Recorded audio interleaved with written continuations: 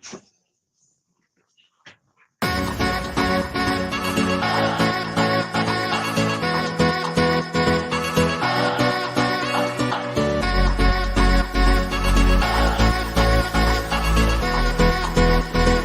worst possible thing you could say when you walk into a car dealership. I spent 5 years with Mercedes-Benz, 5 with General Motors, and the worst thing a person could say when they walk in is, if you could just get me to this payment, we got a deal. So your loan's probably still like 19, which means you got to pay to get out. You're upside down. It's called negative equity.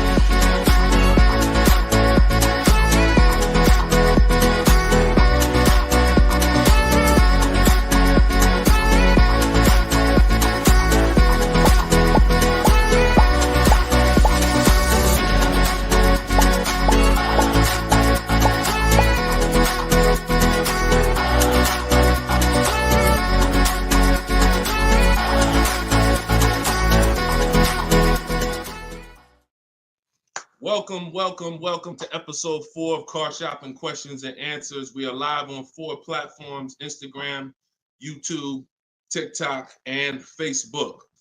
Okay, we already got people asking questions on TikTok. As you come in, we do these shows at 12. Hold on, I want to give my camera time to focus because I'm doing a lot of moving. We do these live shows, it'll focus in 1 second, at 12 p.m. and 3 p.m. Eastern time. Hold on, I'm out of focus. There we go. 12 p.m. and 3 p.m. Eastern time. Now, we broadcast these shows throughout the day because a lot of people can't make the live broadcast. You want to tell your friends about it. If this is your first time with us, you've never been on a live with us before. Oh, wait, hold on. They're saying that hold on, can't hear. No sound. All right, hold on. Let's see. How about that? We're good on TikTok? Let me make sure we're good here on, give me a clear if we're clear on Facebook now. Give me a clear. We always got to do the housekeeping, y'all, and I need your help. Before we get busy, let me know audio is good. I see we're clear on TikTok. How are we on Instagram, on YouTube, on Facebook? All right, perfect. I see the thumbs up just came through. Okay, so this is episode 4. We do these live shows 12 p.m. Eastern time and 3 p.m. Eastern time. So you'll see the broadcast throughout the day, but if you want to actually be live with us, then you want to join us on any of the 4 platforms at one of those 2 times: Monday, Tuesday, Thursday, and Friday. So we are live. My name is Deshone the Auto Advisor. I am the author of the digital book, Cars from Home, 7 Steps to Saving Time, Money, and Avoiding Dealerships. You can get your copy for 75% off during the show over the next 30 minutes in my TikTok bio and my Instagram bio. Or I'm going to put the banner up here. You can go to deshonesbook.com. We have a link in the comment. We have a comment link in the comment section. So I want you to start typing your questions. We get very, very busy. Have your notes ready. Be ready to unlearn what you've learned about cars, because we get below market deals, and that should be your only mission when you are car shopping, is to get below market deals. All right. Now, one thing that I want to discuss. Okay, matter of fact, let's go. Go ahead, throw that up. Let's go to Frankie's question. So this is from TikTok. Can you please give me the percentage breakdown on leases again? Okay. The 1% rule has been around since probably before I ever even got into the car business. The 1% rule says that if your lease payment is 1% of the MSRP, or less, you stole the car. No down payment. So I had a 2018 Jeep Grand Cherokee. It was a $35,000 vehicle. My lease payment was $330 a month. That was under 1%. That's how we indicate that. Now, how we're doing the math is we are taking the MSRP, taking the monthly payment rather, and dividing it into the MSRP. For example, $330, which was my payment, into the MSRP, which was 35,000, and then that gives us 0.009%. 0.009%. Good afternoon, Vivian. Good to see you. So that's how you do it. Now you can multiply by 100. If you want to really get the percentage, you multiply by 100 and you'll see 0.94%. So that has been around for a long time. Shout out to the sharers. I see you, Frankie. Thanks for sharing. Please DM me too. I'm still waiting on ideas for what we could do for the people who share the broadcast. I mean it. We want to make sure we are rewarding people who share, tag, people who invite people to the broadcast. So DM me these ideas. Those are the only DMs I'm looking for because we get too many DMs to really respond to them. We get probably 50 to 100 a day. So we can't respond to all DMs, but those are the ones that I'm looking for. Okay, shout out to everybody who shares. Now, that's been around for a long time. That's how you know you stole the car. It's not even a question now that we still need to get offers because like this is Freener right here. This is why you never want to get excited about one offer unless it's the lowest bid. Here's why. Freener, she just got a, hold on, I'm putting it up here on the screen. She just got a 0.88% lease on a Jeep Grand Cherokee hybrid anniversary edition. $65,000, $65,950 was the MSRP. Her best bid was $579 a month. She's in the video library. She has what we teach. Getting bids. See, so sometimes you could look and be like, oh, this offer looks really, really good. Should I take it? Not if it's not the lowest bid. It must be the lowest out of at least 5 offers. Because what I always tell you is 80% of dealers are overpriced. They're going to overcharge. So that's how you know if you won. Now we had to come up with something. When I started teaching people about leasing, I said, oh, shoot, some of you going to go out here and you've been buying your cars and you're going to walk into dealers and you're going to get a lease and you're going to think it's good because you're still paying less than somebody who actually bought. But we had to come up with something that was showing you when you were overpaying for a lease. And so I started doing some math because I love math. And once I worked the math out, I said, okay, how much are we paying before we're paying too much for a car we're giving back? 1% is the steal. But what's the limit? And I started looking at how cars depreciate, how much car, if you bought it, how much the car would depreciate. And I came up with 1.5%. So when we look at the same vehicle that is, let's say a $40,000 vehicle, for example, 1% is $400 a month or less.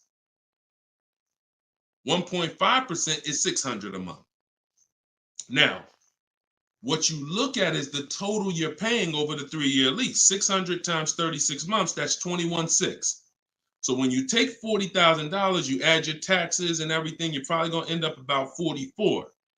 21 is about the threshold where you're still paying less than if you had bought. You're still losing less value, but and you're tying up less money. But at the same time, that's the limit. Above 1.5%, there's no value in this lease anymore. And that doesn't mean we go buy the car. That means we look at competitors because competitors do offer more aggressive lease pro. Every single vehicle, you guys, and there's over 400 of them, has a different lease program. Sometimes even the trim level is different. The Touring has a different lease program than the Limited. So we don't deal with overpriced leases. And so that's why I created the 1.5% rule. That's how it became to be, based on the fact that I knew a lot of people, as they unlearned that bad advice about leasing, as I taught it and as they heard it from other people, they were going to go and get leases. And it's important that you know when there's no value in a lease and you shouldn't be accepting a lease. And that doesn't mean, and look, let me be very clear. That does not mean, that's why I explained the first part of this question, of this answer. You don't walk into a dealer and say, hey, I'm trying to get under 1.5. You don't walk into a dealer and get a lease quote and then you say, hey, well, look, I got to be under 1.5%. No, you're doing this wrong. Again, my mindset and what I'm trying to get you to use is Cars from Home, where you should be. The only reason you should be in a dealership is to test drive cars. If you're buying new cars or leasing, test drive, you're in and out of there in 20 minutes. The next time you're back in a dealer is another 30 minutes to pick up your car if they don't deliver. That is the only reason. We never talk numbers in a dealership for a new car or a lease. Are we clear on that? These are rules where it's like, if you want to use what I teach, and I want you to use it so that you can get the results that Frina got, that Danielle got, that we've worked with over 8,000 people in the last since 2021. I want you getting those results. And in order to get them, you got to know what the boundaries are. Deshone says we never talk numbers in the dealership because you have no leverage there. Your leverage is at home, in control, communicating with multiple dealers, and where you can't get emotional. Okay? Clear? So that's the 1% rule, and that's the 1.5% rule, Frankie. Great question. Okay, shoot the next one in, Dolan. Great question. All right, this is Tony on Facebook. And remember, look, y'all, we are live right now. So some of you have seen the rebroadcast, and you're like, Deshone, okay, this is 3 p.m., 12 p.m., we're live. Okay, so this is the time to ask your questions. You're not watching the rebroadcast, and this is also the time to tag a friend and make sure they're here so they can get their questions answered. Shout out to the sharers.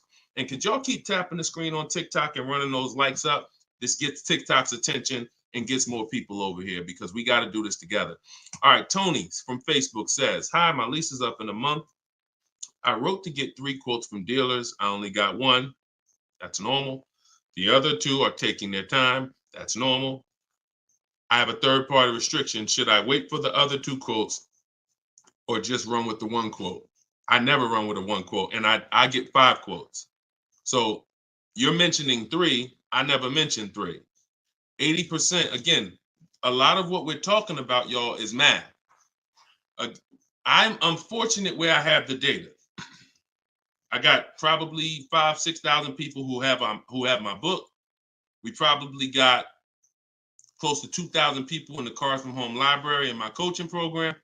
That's a lot of data to prove that it's 80% that are overpriced. That's 4 out of 5. So the reason why we must get 5 quotes is because 4 are overpriced. So 3, not enough. Now, if you're doing this manually, this is still easier than you walking into a dealer doing it by phone. But at the same time, I do online. I go to their website. We are connecting with dealers through their website. You don't want to do this with third-party websites that say, hey, we could connect you with multiple dealers. You don't want that because now they're trying to sell your information to the dealers, and this is not what you want to do. You want to create a Gmail account specifically for shopping. We go to 25 dealers' websites. In my book, I link you to all the dealers so that you can just put in the zip code and then it'll pull up all the dealers around you for every brand. But you can do this yourself. You can go there and you can actually you go to each dealer's websites. We do a copy and paste message. I have a template that I use that the people who follow my stuff use. And the template tells, you need to tell them exactly what you want and what you're open to. Colors wise, this is why we build our car. We always build our car, go to the website, build the car, because we tell them exactly what we want and what we're open to. This takes us 20 minutes to contact 25 dealers online, copy and paste. We're telling them what we're looking for. Hey, these are the colors I'm open to, blue, black, or silver. These are the trim levels I'm open to, limited or touring. We're telling them this is these are the package, these are my must-haves. I need the big sunroof. All of that has to go in to it's not that you're not car shopping online. You're just now you're car shopping against people who their job is to make money. And so if you don't have what I'm telling you I've responded to hundreds of internet requests when I work for the dealers. If you're here for the first time, type a 1. If this is your first time ever being on a broadcast with us, type a 1. I want you to know a little something about me. I was inside car dealers for 14 years, responding to these quotes. So the reason why I'm giving you the exact strategies is because I know there's so many things that you're not trained to give the dealership that they need. They can't give you a quote without it. They can't shop correctly, without it. Okay, shout out to the first time people. Could everybody type welcome to the first time people? If you've been on here before, type welcome to the first time people. Now, once you give them that information, you're copy and pasting that. Copy, paste, copy, paste, copy, paste. You're doing that with 25 dealers. And then that creates the conversation to see where the dealers are actually coming, where the deals are coming from. But you need to see who has a car first. You need to see who has a car first. So, oh, you're talking about selling the lease. Okay, you're earlier in the process. Understood, Tony. Okay, perfect. No, just talk to another used car manager. And you want to have conversations because one, your car is worth different things to different people. You need at least 3 for that. You're on point. Yes, 3 quotes for your lease buyout. For your old car from 3 different used car managers. And if the 2 are not getting back to you, then just move on to other ones. But be aware, you should be using those values you got online from the online buyers to see if you have equity, because not everyone has equity. The whole purpose of the equity assessment is to make sure you're not leaving any money on the table. That's the purpose. But there's no guarantee. Many people have turned their leases in not knowing that they should have done an equity assessment, and then the dealership sitting on $2,000, $3,000, $4,000, $5,000, $6,000 that they didn't know about. That's what we want to prevent. So if you do those offers and you see you have $3,000, $4,000 in equity, now that's when you bring it here. If you do those offers and you're at a break even or $1,000, then that's not always worth it, because those used car managers are not going to match the highest offer. So be aware of that. But if you have equity there, then yeah, 3 used car managers, that's how you make a move. Okay? Fight for your money. This is your money. If you end up making $1,500 out the deal even, and it took you 2 hours, where do you make $750 an hour at? $750 an hour. So this is your money. And if you don't fight for your money, someone else will definitely cash the check. All right? Tyler said, send the next one in. Tyler said, F&I director here in Houston of 2 large stores. Your content is great. I appreciate you, Tyler. This is the 20% right here. See, the 20% can always admit when we're doing something to help the market. The 80% will come on here and be like, oh man, this guy couldn't make it in the car business. Now he's teaching. All right, go ahead. Shoot the next one up, Dolan. This one's from Facebook. What's up, John? Instagram, y'all not typing enough questions. And Instagram, just so you know, the easiest platform to share on is Instagram, because you hit that little arrow, it looks like a paper plane, and it'll let you go down your Instagram friend list and send this broadcast out to probably 10, 15, 20 people. Okay? Don't cheat your friends. All right? Shout out to the sharers. John from Facebook says, is it hard to purchase with a charge-off on credit 3 years old? So everyone who has credit issues should be following Shonda Martin. She's on all the platforms, Road to 750 plus. And you should be working on getting your credit to the point where you can qualify for the best programs. And you don't need an 800 credit score to qualify for the best programs. You usually need close to 680, 690 will usually qualify you for most tier 1 leases. Now there are some cars that have super tier where you tier A1 plus, but that's not most leases. That's not your standard everyday cars that most of us are leasing or buying. So the question is, the answer is, if you don't need a car, then you should be working on your credit. If you need a car, then there's nothing you can do. You need to make a move. And so I recommend a company like Limbuzz. We're always going to give the dealer a chance to match or beat our offer.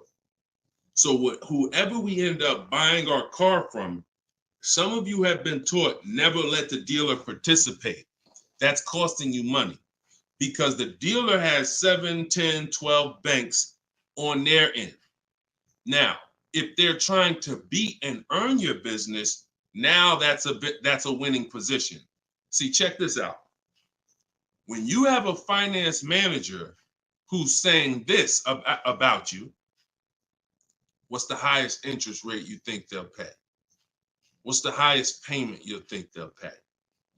That's a bad position to be in. That only happens when you have no leverage, you haven't shopped, you haven't come in with an offer, and now they're trying to see the highest interest rate that you'll pay. We're not doing that. You're doing it our way, which is we're going to have we don't let anyone touch our credit until after we find our car. Now, once we find our car, get our best deal through a bidding system, now we're going to take that purchase agreement, that's a receipt. Yep, I see the questions coming in on Instagram. We got you. Hold on, Atlantis. Once you see the long form receipt, now you take this home, and this is when you're going to contact your bank, your credit union, the online lenders. You're going to go online lenders, online banks, online credit unions. You're going to let all these people have a shot at your business. If you do this within a small window of time, if you do it my way, it only take you 2 days. This is going to weigh on your score the same as one hard inquiry, because this is something called rate shopping. This is not going from dealer to dealer, getting turned down or putting in applications and nothing like that. This is how you rate shop correctly. I call this the bank bidding war. When you get my book, I also send you the bank bidding war blueprint. It's going to be going into my book, but I need about another month to be able to combine it. But I send you the bank bidding war blueprint. Now, the bank bidding war is 3 rounds. First thing we're doing is seeing, is there any special interest rates that the car we're buying has? In your particular case, John, with credit challenges, you're not going to qualify for that. That's okay. But we need to check that. If there's 0%, 0.99%, that eliminates our need to do anything else with financing, because no one else is going to beat that. Second part of the round starts, there's 3 rounds to the bank bidding war. The second part comes after we find our car, and it's what I just broke down. When we come home, we let all these banks, these lenders, online credit unions run our credit, and so they're bidding and submitting us their loan offers. Now, the third round is the dealer.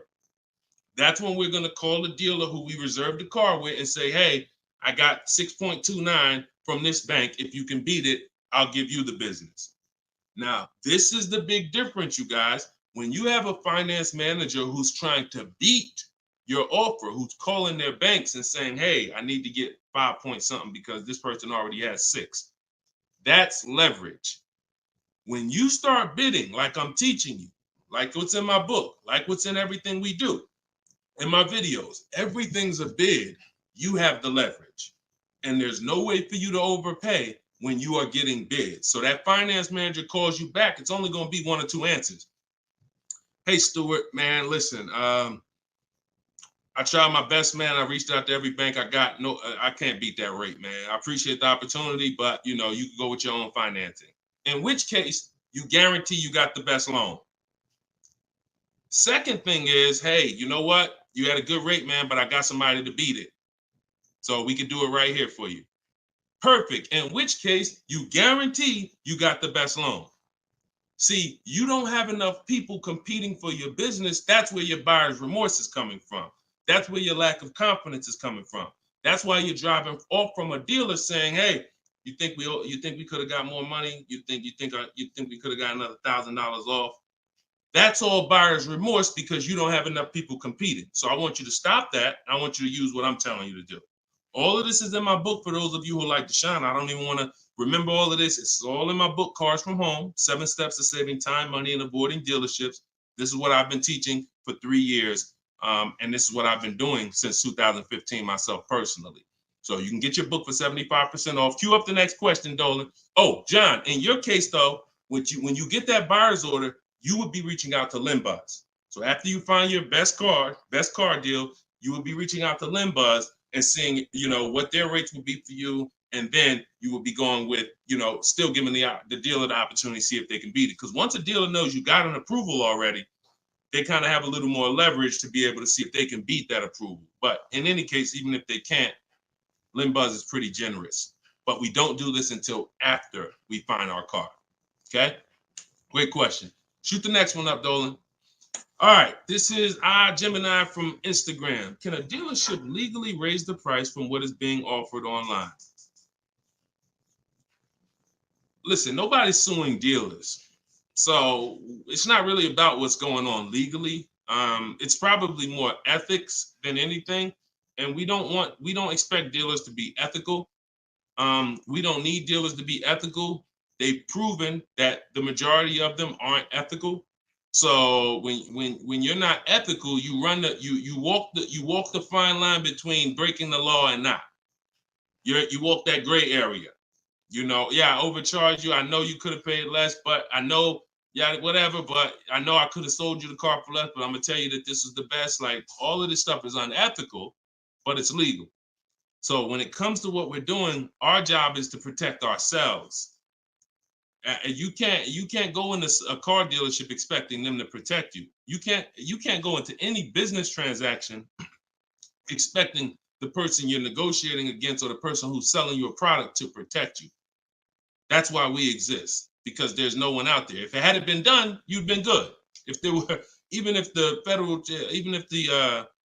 I think it's the Federal Trade Commission or whoever regulates businesses were stepping in to protect the public, then we wouldn't have a need for what we do. But that doesn't exist. So it's on you. It's buyer beware. It's you protect yourself. And so I provide the tools for everyone who wants to take action to protect themselves. All right? But no, we don't expect dealers to do anything other than what they've been doing. Go ahead, shoot the next question up. Let's roll. All right. Why shouldn't a person focus just on monthly payment, monthly car note? Okay, good question. Hold on. Let me make sure I can see Instagram. All right, so this one's from Instagram. Promise Tammy said, why shouldn't a person focus on just the monthly car note amount? So if we did a little math and you go, all right, if you walk into a dealer and you're looking at a $40,000 car and you say to the dealer, how much does that car cost a month? And they're smart, if they're trained, they're going to say, well, it's not really about the car payment right now. Do you like the car? And once you say, yeah, I like the car, let's get down to numbers, they're going to ask you, they're going to try to figure out what you could afford. Like, what's the most you could afford? Or I can't afford any more than $450 a month. Now, some of you know every $1,000, every $5,000 on the purchase price of a car is how much per month. Some of you know. I know we got a lot of new people on here, but for those of you who've been tapped in with us, how much is every $5,000 on a car loan? So, and the reason why I give you guys this parameter is so when you look at that $40,000 car, thank you, Frankie, got it. You should automatically know every $5,000 is about $100 a month. Yep, you got it, Michael. All right, I see you. We got people tapping on every platform. Good job, Carmelo. So the reason why, see, those of you who focus on just the car payment, you are some of the people who the 80% of dealers are going to manipulate the most and make the most money on. Because when you come in, if you don't realize that $40,000 car is in no way close to $450 a month, now you have someone who's going to try to manipulate the loan to make that car $450 a month somehow. Now, it's usually going to end with you having a super long loan. So I've had people come to me years ago, friends that would say, Deshone, what you think about this deal? I say, man, let me look at the paperwork. And I see, man, you know the loan is 96 months? Nah, man, I didn't even know that. Yeah, the loan is 96 months. What is that, 8 years? 84 months is 7 years, 96 months is 8 years. So you're out the door at an 8-year loan. Now, I'm not gonna assume you know why that's bad. So I'll say that an 8-year loan leads to too much interest, and it's what it is, because if they got you an 8-year loan, it's certainly at a high interest rate, because banks know that those loans, people who need 8-year loans are risky.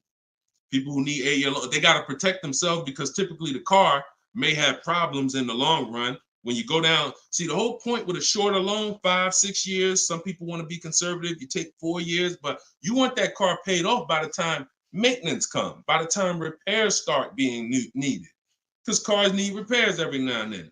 So you want the car paid off. They know that if we give this person an 8-year loan, typically they're probably going to have issues around year 7, year 6, even depending on the age of the car. So the length of loan, I teach something called the rule of 72 and the 10th birthday. I will not in any way co-sign anyone getting a loan longer than 72 months, which is 6 years, because we don't have, see, what's the longest loan, a mortgage, that any of you would take? Let's keep a real fast dialogue going.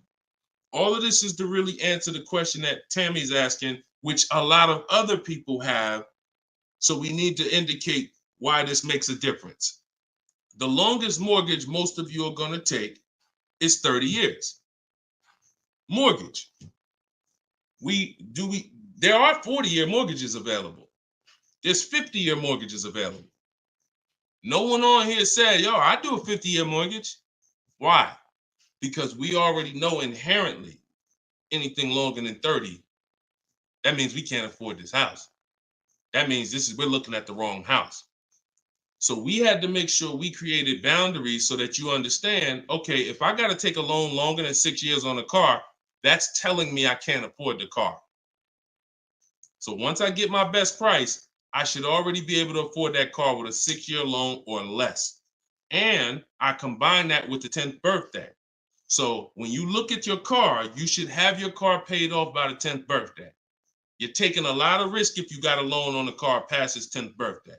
A lot of the times I was in a dealership, people came in with problems, big repairs, and they still had car payments. Car's 10 years old, 11 years old, and they still got car payments. You could run the risk of being in trouble, because that car could be in the shop. Some of you have experienced this. Car's in the shop, and you still got a monthly payment due every month. Now, this is disaster, and that's what we're trying to prevent. That's why we don't focus on the monthly payment. When we're purchasing a car, we are only focused on the price of the car. We need to, before we even think about monthly payment, how about this? We need to make sure we're getting the car for the lowest price possible. Because some people go in and like, hey, the car's 40 grand. Well, what if another dealer will sell it to me for 35? Once I get the lowest price, then I'm concerned with what my monthly payment is going to be. So there's steps to this. But yeah, don't focus on monthly payment, and just stay committed to what we're teaching, and you'll learn, and you'll see why, even more information of why that's bad. But we want you to understand the numbers, okay? Typically, you focus on monthly payments, you don't quite understand the numbers, but you will. All right, this one's from TikTok. Can you give us some tips about co-signing? Ooh, I have a very, very, very strict rule when it comes to co-signing. Now, some people, you're not going to like this. Some people will tell you this is bad advice. It's just my opinion. I've seen tons of horror stories. I've seen people walk into the dealership. I've seen young people who will co-sign, who will use up people's credit, co-signing, and just burn them, because no one cares about, if you don't care about your own credit, you certainly don't care about someone else's in a lot of cases. So, but I do have some rules, because sometimes it's going to make sense. When you can pay, if a person does not pay, then you're good. Example, my daughter, we're going to get her a car. I'll co-sign only if I can pay the note if she doesn't pay. So let's say she's working, she's paying X amount per month. I'm co-signing, but if for example, she loses her job, anything happens, I can pay if she doesn't pay. That could be for the spouse. If they don't pay, I will pay it.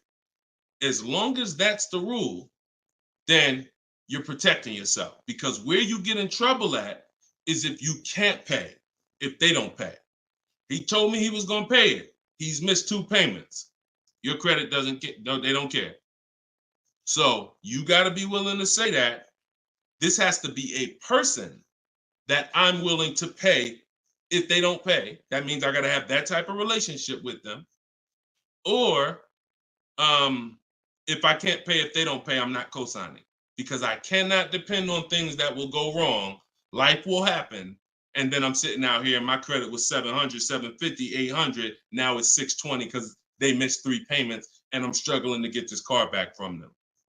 Okay? Those are my hard rules on co-signing. I don't deviate from them. And those are typically rules that if you follow them, you're going to be safe. Okay? All right. Shoot the next question up, Dolan. Diana said, my brother asked me to co-sign. I told him, hell no. Listen, that's it. Listen, people will ask you to co-sign quick as, listen, people will ask you to co-sign like they just asking to borrow sugar. Hey man, can you co-sign this loan for me? No, listen. It takes a while to build up great credit, and it takes seconds to destroy it.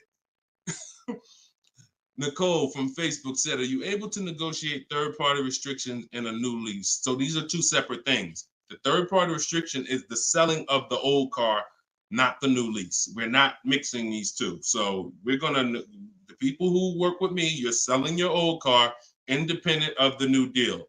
The new lease is its own transaction. We split everything we do into separate transactions. See, the car business has taught the public to give them up to 3 transactions.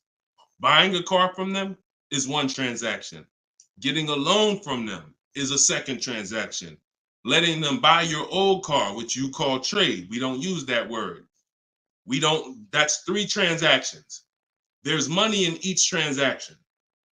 There's money in each. That's why there's companies that only want to give you loans. They don't sell cars. There's money in loans. There's companies that only want to buy your car. They don't care about selling your car right now. There's money in buying cars.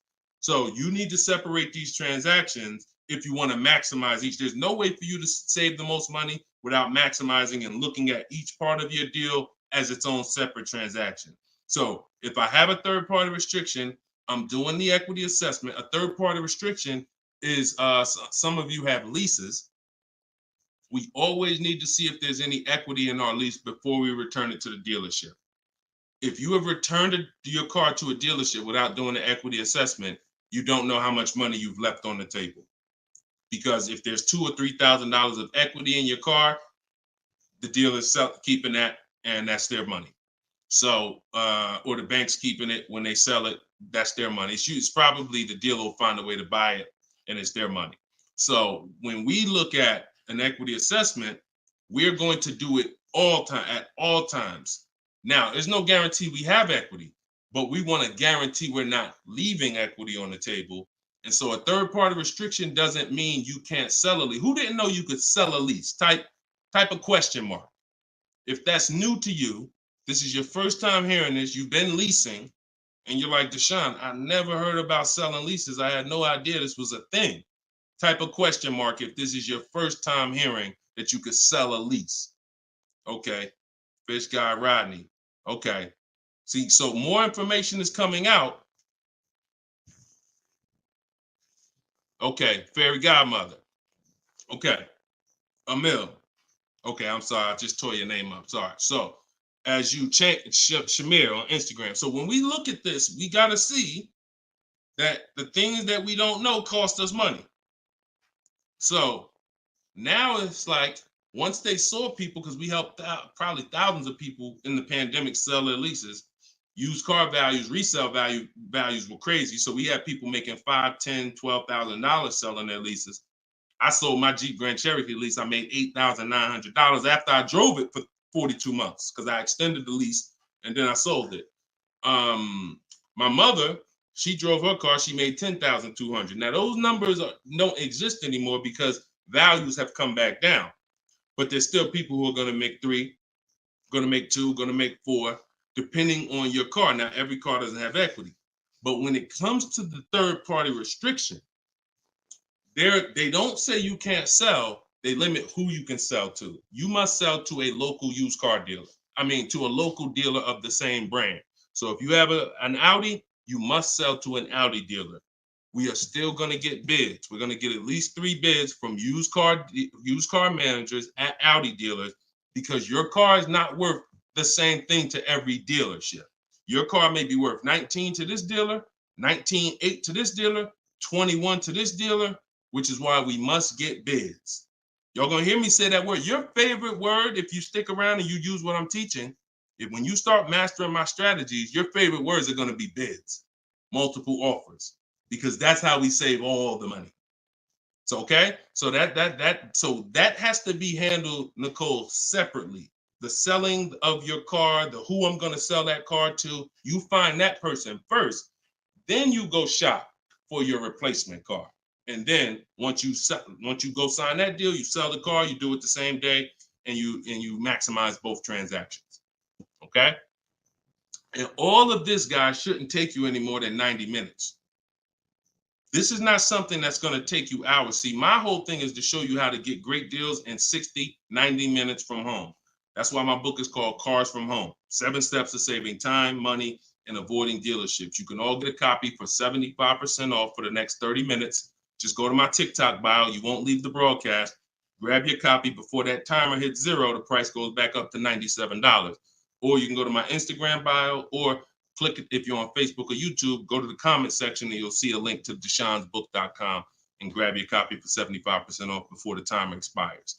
All right, go ahead, Dolan. Shoot the next question out. Should I feel bad if I get 1.3? I'd only feel bad if I got 1.3 and if it was my only offer. If it was my only offer, or if I only got 2 offers, then yes, because I'm going to tell you why. I'm going to show you something. When I look at what I see, hold on. Okay, hold on. We saw Freener. Some of you saw Freener. That's 0.88. That's just ridiculous. 0.88. But look, Charles, he gets a Palisade. He's paying $48,000 vehicle. His best offer was $597 a month, 1.23. Now look at and sometimes people who are getting phenomenal, who are looking at cars that are super, super popular, they'll go a little further, and he reached out to 35 dealers. Now I want you to pay attention. Some of you, the average person only shops 2 dealers. My strategy is I teach 25 to 5. But once you see my copy and paste system, which is in my book, I have a copy and paste system where we're on their website. You'll see that I could talk to another 10 dealers. It only take me 10 minutes to open up contact with another 10 dealers. We always use a separate email. Do not contact dealers from your personal email. I'm warning y'all. It's not going to work. You're trying to go through your work email, and then you got your personal stuff, and then you're seeing the car dealers. Don't do it. Create a separate Google email, and that's how we do it. So he said, I reached out to 3,500 dealers, got 10 quotes back. So that $597 a month, 1.23 is the best out of 10. So so I always tell you, when you do it right, you're going to see offers that are $150 to $200 a month more. That's when you know you've exposed the 80%, and that's when you know you shopped the right way. If you don't see that type of spread minimum, you haven't shopped enough offers. So that's the only time I would feel bad, GKA, is if I didn't get at least 5 quotes, because I don't know if 1.3 was the best. I'm gonna tell you a funny story too, because Freena's in our coaching program, and Freena reached out and she said she was looking at a Jeep Grand Cherokee. Get ready for the next question, but I'm gonna tell y'all, I want to hammer this home so y'all understand the importance of multiple offers, and you don't get lazy, because the things I'm telling you might take another 30 minutes, 40 minutes, and they save your family $3,000. You can't put a price on. Well, you can put a price on that. So Freena was shopping for a Jeep Grand Cherokee Limited. She comes to the group and she said, Deshone, this was the best offer on a Jeep Grand Cherokee Limited. It was like 1.2 and change. But she said, the guy that made me this offer said he has this 4XE. It's a hybrid. And he said he could actually do better on that one. She said, what do you think I can? He told me what it would be. It would drop the price here. I said, if you're open to that, then you need to run your quotes again and get 5 more offers on that vehicle, because it may have a better lease program, in which case you need to open it up again. She opened it up again. That's how she got her 0.88% lease. So if she would have just said, well, this guy is getting me 1.1, I'm going to just take that, then she never would have found a 0.88. Multiple offers. That's probably $100 a month difference than what the last offer, $100 a month times 36 months on this lease. You're talking about $3,600. And she did it in minutes. Once y'all learn how to do this, it's minutes. This is not hours. I'm not spending more than 60 minutes on shopping for a car. Now, that doesn't mean I'm not spending time to decide what I want. But once I decide what I want, once you know what you want, 60 to 90 minutes to get the best deal. That's it. All right, shoot the next one up, Dolan. Keep the questions coming, y'all. We are live every day at 3 p.m. Eastern time. Well, not every day. Monday, Tuesday, Wednesday, Thursday, and Friday. Monday, Tuesday, Thursday, and Friday at noon and 3 p.m. So this is our live show. Okay. Throughout the day, though, you may see a broadcast and you'll know, okay, you'll still be able to get value because most of the people who are asking the questions on here are asking the same questions you would have asked. So go ahead, Dolan, shoot it out. This is Raymond from YouTube. How do you structure a lease? So the first thing you want to do is look at the car you're thinking about leasing, and we like to use a 1.25% formula estimate to see if we should be even looking at that car. Okay? So if I'm looking at a car that's $40,000, I'm doing a 1.25% estimate. I'm multiplying it by 0.0125. And then I'm going to see, 40,000. I'm multiplying that by 0.0125, and that comes out to 500. So that's going to tell me if I'm looking to be at 300, that's not the car that I'm going to be looking for in most cases. Now, we don't know if the best deal is going to be 1.25, but we're trying to estimate based on a bad deal is above 1.5. Anything above 1.5, we're overpaying for our lease. No money down. Money down comes later. Now, a steal is 1.1%. So I teach something in my book. It's called 1% is the steal. Between 1% and 1.5% is the deal. And then above 1.5% is time to chill. We don't do that. So that's the first thing. Now, once we move past that, now it's time to choose our mileage. So we're going to look at our lifestyle. We're going to see how much we drive to work, how much we're going to be driving the car. And once we come up with that, you're just doing some simple calculations. What's your round trip to work? 10 miles. How many days a week? 5 days. Okay, that's 500 miles a month. That's if you do the math. Let's say your trip to work is 20 miles round trip, and you do that 5 days a week. You're doing 100 miles a week to work. Times 52 weeks of the year, that's 5,200 miles. So I walk you through this in my book, but this is simple. 5,200 miles, and then you say, okay, well, I like to do a little leisure. I like to take a little trip down here. I go to my fishing. I go fishing 1,000 miles away, blah, blah, blah, blah. So you're calculating what you're going to do. The easiest way to do it is to look at your old car and see what you've done. But if you don't have an old car, this is how you calculate it. You come up with, all right, I only need about 9,000 miles a year. Perfect.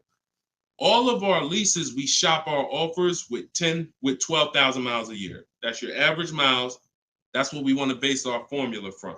So whenever we reach out to a dealer, we do this online. As I said, everything we do is online. Once we do this, we're shopping multiple dealers, and we're telling them, work us up a lease quote. First month's payment, total out of pocket. If you were on the last show earlier, we talked about we don't say down payment anymore. We say total out of pocket, TOP. Everybody who's clear on TOP, if you were on the last broadcast, type TOP. If you weren't, TOP is total out of pocket. That means only thing I'm giving you for this offer right now is my first lease payment, and I'm driving off. Total out of pocket. We're not saying down payments anymore. Okay? So now, we're structuring our lease with first month's total out of pocket, 12,000 miles per year, and that's how we're sending the offers out to the dealers. All online, all copy and paste. These are all templates I have, but I have templates where you just fill in what you want, blah, blah, blah, all in my book. There are links, there's templates, but if you're going to do it your way, that's fine, but this is how you do it. And this is, you can sit in your computer and just copy and paste, and now you're looking to get 5 quotes. That is the mission. 5 quotes, and that's it. That's how we structure our leases. Once you're done and you get your best quote, now that's when you adjust your mileage. So once you identify the best dealer, the winning bid, now you're going to say to that dealer, hey, can you adjust the offer to 10,000 miles a year? Can you adjust it to 18,000 per year? Can you adjust it to 25,000 per year if you're a high mileage driver? And you adjust it from there. But that's it. You do this over and over, rinse and repeat. Rinse and repeat. All right. Great question. Shoot the next one in, Dolan. All right. Shout out to the sharers. Thank you, Liba. I see you. Thank you so much. This one's from Preston on YouTube. What is the best way to finance a car out of state? It's no difference. It's really no difference. We're going to find the car. We're going to get the buyer's order. We're going to have them. Now, the thing about a used car, if it's a used car, we got to test drive the car. So what you may want to do is, if you're picking up a car out of state, you may want to go there, lock up the car, grab a cheap hotel for the night, stay there, because you don't want to eliminate the bidding process. The bidding process is your bank, your credit union, online banks bidding, and then dealers bidding. The dealer who you get the car from, they're bidding against that. Some of you don't really understand how much money is in finance. On a $40,000 loan, 2 points on an interest rate could literally be $2,500. So we got to understand there's a lot of money in loans. So if I'm driving to pick up a car out of state, what I'm typically going to do is go test drive that car. If I like it, I'm locking it up with a deposit. I'm taking that buyer's order. I'm gonna go back, depending on how far it is. If it's 3 hours away, I'm probably not gonna drive home and then come back. Depends on you. I'll probably just post up in a hotel. Go do my financing online. Let all these banks and credit unions run my credit so I can get their offers, and then I would call the dealership the next day and say, hey, this was my best offer. If you could beat it, I'll just come get it from you. And that's it. I'll spend $50, $60, $100 on a hotel to save $3,000, $2,000 on interest, on my interest rate. But everything else is the same. So we can't be scared to go out of state. If many of you who are using what I'm teaching, you're going to see. Look at Eddie. Who was Eddie who drove? Hold on. Short conversation. John, hold on. Market. Trying to think. I'll see many of who I'm going to share with you. You'll see, they'll say when they're picking up their car, I'm driving 45 minutes. I'm driving an hour and a half away. Look at Sean. Perfect example. Sean, he's also in our coach. Now, I don't want you to think, oh, I got to be in Deshaun's coaching program. There's just some people who are. The information's in the book. We got the video library. For those of you who are like, okay, I like videos to go along with the book. That's fine. I link you to some videos in the book. But then there's some people who coach with me, and I can talk personally to them. So Sean comes on here, and he comes into the group. He said, he sends this. Look at the amount. He said, I'm looking at some advice on this F-150 Lightning XLT. It's a $73,000 truck. The dealer discounted it $4,900 and then revealed that there was a $15,500 rebate. His total savings is over $20,000 off this truck. So I'm like, all right. Now me, being who I am, I don't know if that's the best. 2015, I sold 2 Maybachs. They had $20,000 rebates on them. So we don't know if this is the best. I haven't seen, this is what I said to him. I haven't seen the other offers yet, but I'm assuming you got at least 5. You're saving over $20,000 on this with this discount and rebate, but the only way to know is to compare to the other offers. See, I'm not going to get excited about this deal until he tells me what I'm about to read to you. That's when we get excited. He said, guess I could have put a little more info on here. Yes, I got about 15 quotes. You see the difference? This is what I want you to get. BK Dollar, this is what I want you to get. Liba, this is what I want you to get. Everybody watching, the money is in multiple offers. The reason why you're not saving, you're just not getting enough offers. So he says, I ended up expanding my search to 150 miles outside my area to find this deal. He said, I couldn't find, watch this, I couldn't find anything under MSRP in that first search. So think about how I'm telling you, the local dealers know when they see your zip code, they know, okay, some of them, all right, we don't have to do too aggressive.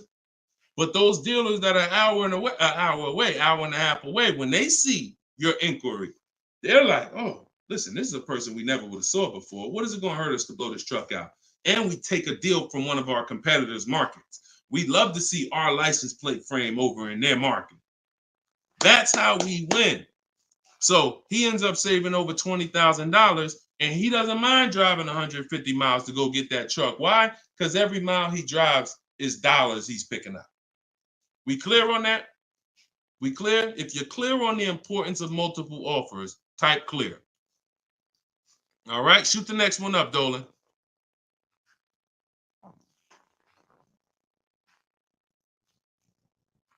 Okay, this one's from Instagram. Atlanta's Black Gabriel, or Gabrielle. I think it's Gabriel, my fault. So, in the market for a new Chevy or used Chevy Malibu, what's the best route, leasing or financing? How many years are you keeping the car? If the answer is 8, then you should be buying. If it's at least 8, see, I teach something. My book is called Cars from Home, 7 Steps to Save Time, Money, and Avoid Dealerships. Everything I do, when you go, the video library that we have, your best deal in 7 days, 7 steps. These are not going to change. The first step is the foundation to your deal. The first step is the foundation to your deal, which is lease or buy.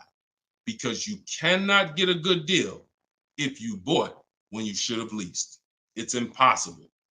Because the amount of money you're going to pay on the purchase is going to be too much if you buy brand new. And if you buy pre-owned, it's going to be about the same amount you'll pay. So when you buy, if you're not keeping your car 8 years and you buy a used car, 3-4 years old, and then you trade it in 5 or 6 years, you're going to pay the same amount or even a little more than someone who got a great lease deal and drove brand new vehicles. So it's all about how many years you're keeping the car. If you're keeping the car, if you're like Deshone, there's no way I'm keeping the car 8 years. That's not my style. Then you should be shopping from this day forward for aggressive lease deals. Now, once you find a car that you love, or if your spouse says, you know what, I don't switch cars like that. I keep a car 8, 10, 12 years. Then we purchase for them. We're going to purchase. But for those who are not keeping their cars 8 years, you are losing thousands and thousands and thousands of dollars not leasing cars. Thousands, thousands and thousands and thousands and thousands. All right? That's the 8-year rule. It's the most important question. It's the first thing you ask when you are car shopping and you're ready to car shop. How many years am I keeping this car? 8 or less, we lease. Less than 8, we lease. More than 8, we buy. That's how we avoid the depreciation. So go ahead. It's a hard rule. You want a follow-up question to that, or anybody want to? Because I know some of you are like, Deshone, I was taught never lease. Whatever. You want to follow up to that question? That's perfectly fine. But that's the rule. And it's the rule based on money. I've seen thousands of scenarios, and I spend years and all my time shouting from the hills so people could understand how much money they're losing by not getting good lease deals or not leasing at all. Okay, go ahead, shoot the next one up, Dolan. Okay, this one's from TikTok. All right, Peyton. Do dealerships finance used cars too?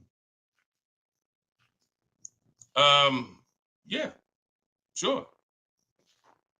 Absolutely. But we don't finance, dealers are our last offer for financing, never our first. So what you should do is you should go watch the replay from earlier, episode 3. This is episode 4 of Car Shopping Questions and Answers.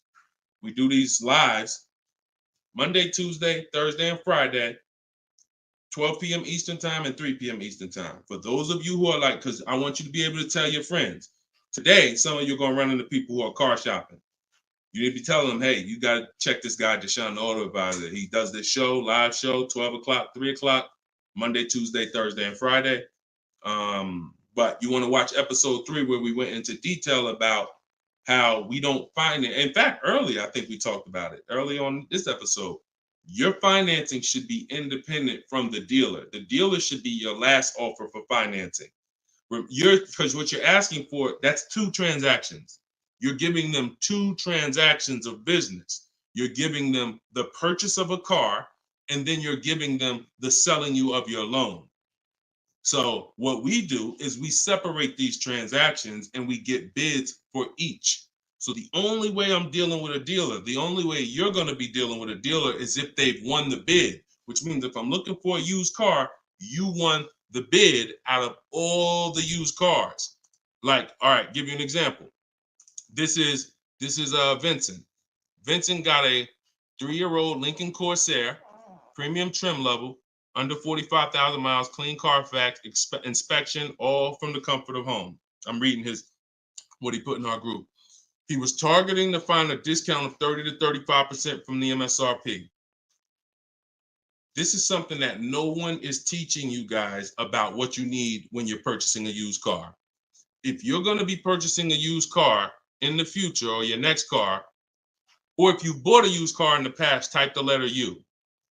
Type the letter U. If you're going to be purchasing a used car, or if you have purchased a used car in the past, I'm about to give you something that you have never heard before, but it is no way for you to know you got a great deal until you start talking the way Brandon talks here. You notice he said 30, he was targeting to find something 30 to 35% from the MSRP. In order for us to know, I see you, Shelby. I see you, Emma. I see you, Katarina. I see you, Raymond. Okay, perfect. Atlanta's Black Gay. All right, a lot of people. Okay, so when you are shopping for a used car, let me tell you a story, give you an example, all right? So I was shopping for my pre-owned Infiniti truck 3 months, a little over a year ago. I narrowed it down to 3. Now, I narrowed it down based on title history, service records, accident history. We talked about this in the last episode, episode 4.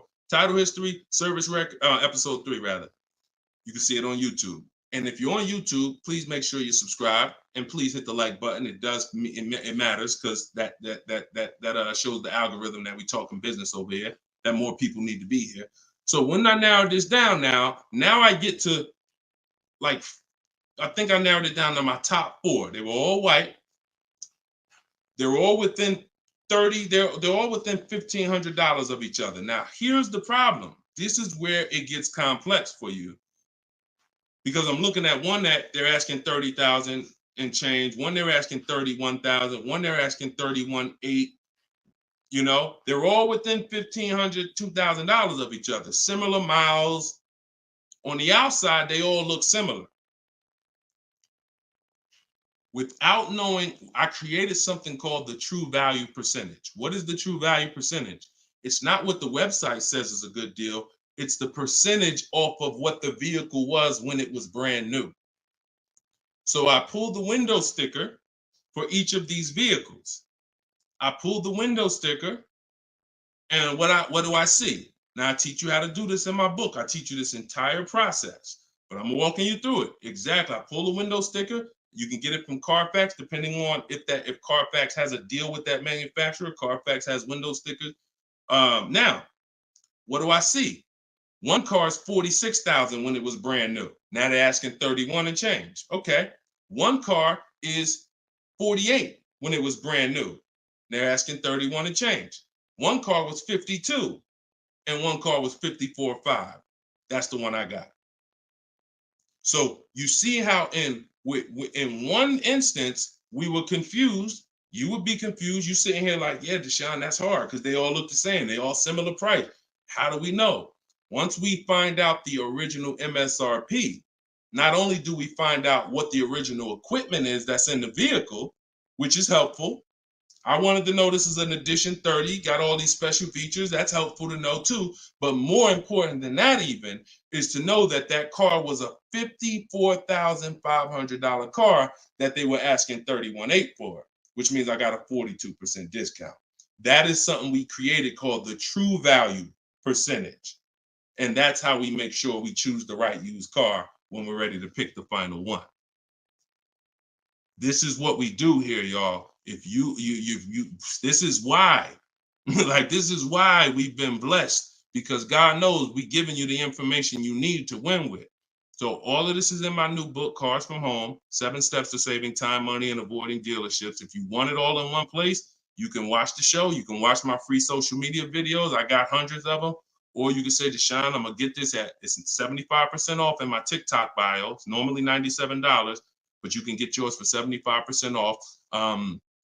And you can get it in my Instagram bio, or if you're on Facebook or YouTube, click the comment section and click that button that says Deshone's book and get you 75% off for 30 minutes. After 30 minutes, price goes back to $97. So, all right, but that's the true value percentage. And that these are the things that we never buy a used car ever without looking at the true value percentage. So when you saw what he said when he bought that Lincoln, as he was targeting to get something 30 to 35% off MSRP, and he ended up getting one for 43%.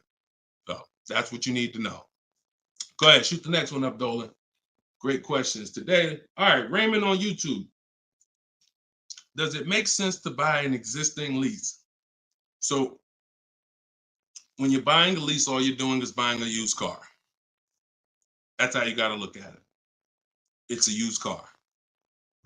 It's just, it may be your car. If you're buying your lease out, it's a very different. See, what I see most times is people want to buy their lease because they don't know how to shop.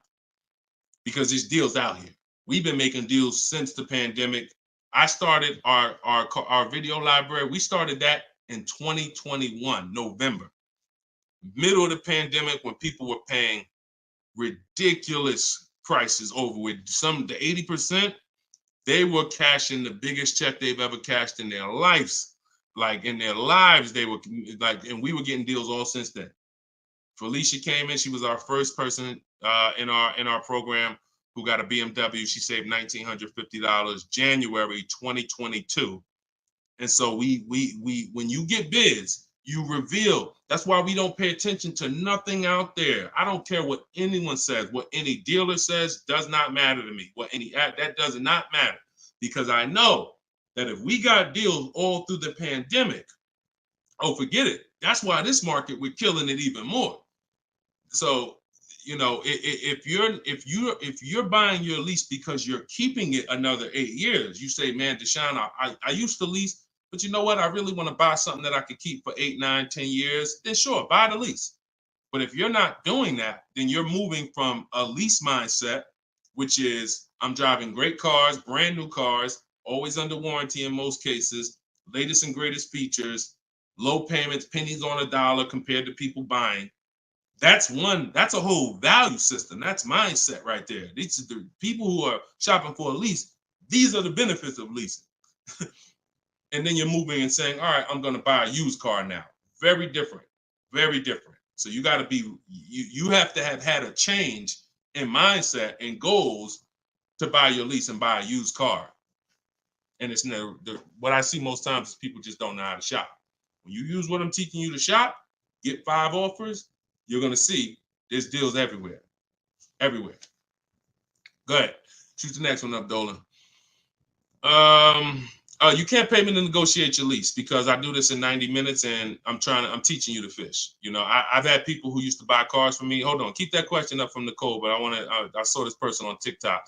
I'm not in the business I'm in the business of teaching people how to fish. So, you know, because what happens is you're building a trust in something. Like if you're not willing to learn what it takes to do this in 90 minutes from home, like I'm teaching you, then you are the same type of person. That same mindset will lead you to go into dealers because you're just lazy and scared. Now, I'm not saying that's you. I'm warning you to not let that be you. I'm warning you you can't pay me enough. I'm not in that business. I'm in the business of helping people all around the country. It don't matter what you pay. Of course I don't think you would ever, You even asked me to work for free. I'm telling you though, that's not the business I'm in, because we can help thousands of people all around the country. But you're not realizing that your transaction is a 5-figure transaction. There's nothing else in this world that you're going to give that type of control. If you were going to start a business and it was going to take a $30,000 decision, $30,000 of your money, would you ever be looking and saying, oh, could you do this for me?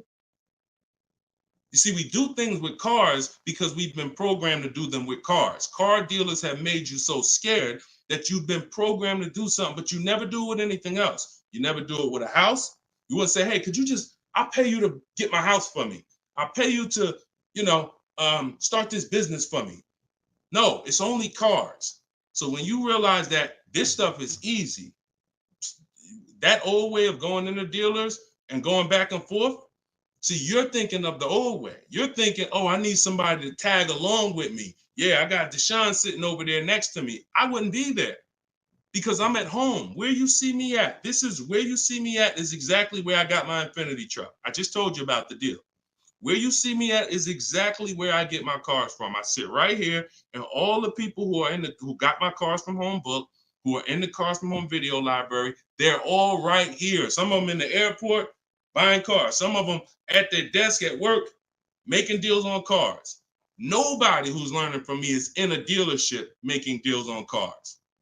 So that's the old way. And if you think that you got to unlearn that or you can't win with me, you got to scrap that.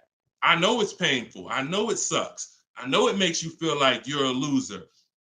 But that's why I'm telling you, scrap that joint and do it my way. And when you do it my way, you're going to be like, oh, shoot, man, how the heck wasn't I shopping like this years ago? All right. So now Nicole on Facebook. Do you shop or negotiate differently for a car that is low in inventory or shortage? No. Now, the only difference is, let's say, and this is the reason why we connect with 25 dealers. See, in my book, I said we use the 25 to 5.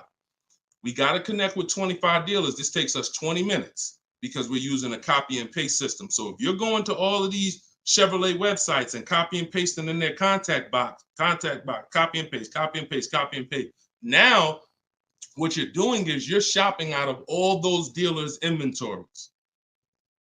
So if you only do this with 4 dealers, then you only see one dealer who has a car. And they're like, oh, well, we it doesn't seem like it's a lot of these cars out here. That's why we're connecting with 25. You saw Sean, he connected with 35. And so when we connect with these dealers, we're not just doing it to get bids. That's one reason. But we also know out of all these 25 dealers, probably 10 of them have a car that matches what I would want. And then I'm going to give 5 to 7 offers. So now let's just say we're at a mid period where the 2024s are sold out and the 2025 hasn't come in yet. Now what's going to happen is all of those dealers out of the 25, maybe 2 of them have a car, and they're going to tell you, you know what, you really need to order it. That's not because it's a low inventory. That's because you're usually in between model years, and the old one has sold out, and the new ones, they're waiting for it to come in.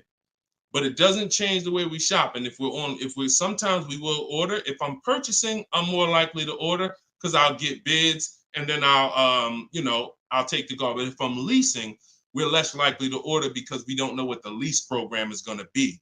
See, I could get a dealer that discounts the car for me $3,000. We had a person in our group, and they were getting a new BMW X4, the X4M, like the performance edition. We had a dealer, their best bid, the dealer was taking off $3,000 off MSRP.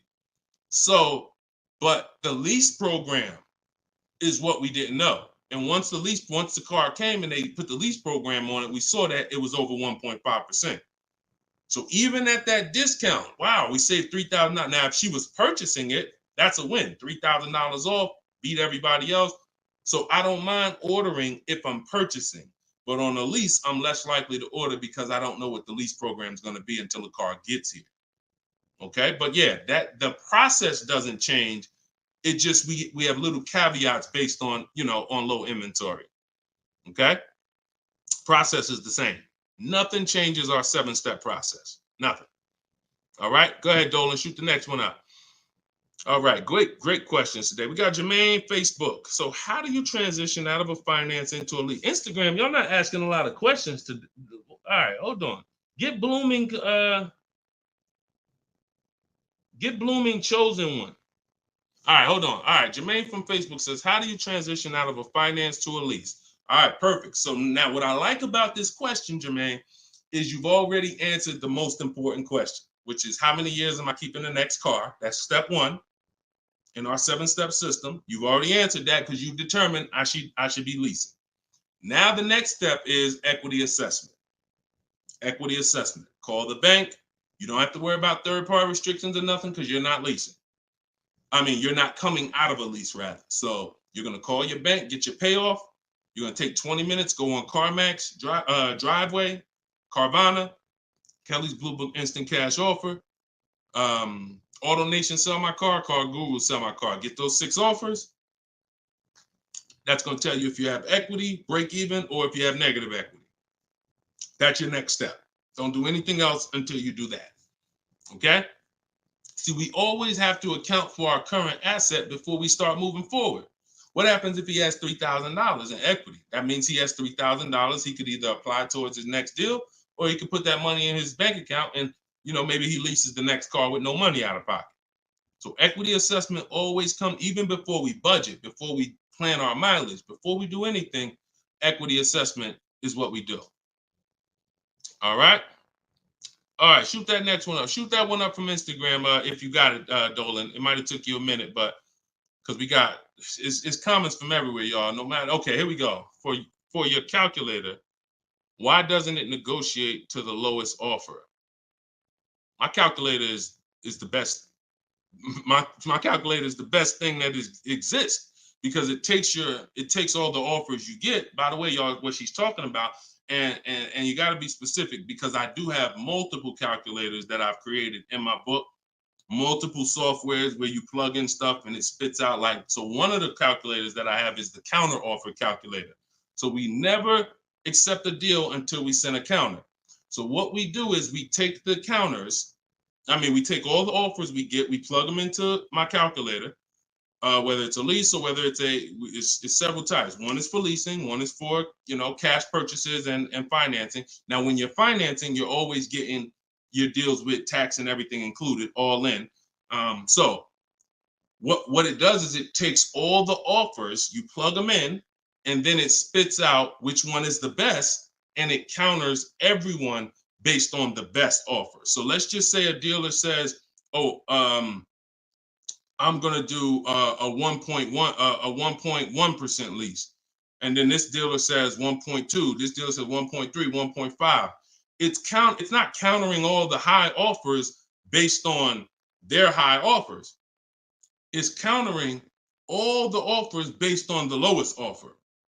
Because if the 1.1% lease was presented to us, that means any of the dealer could have did it.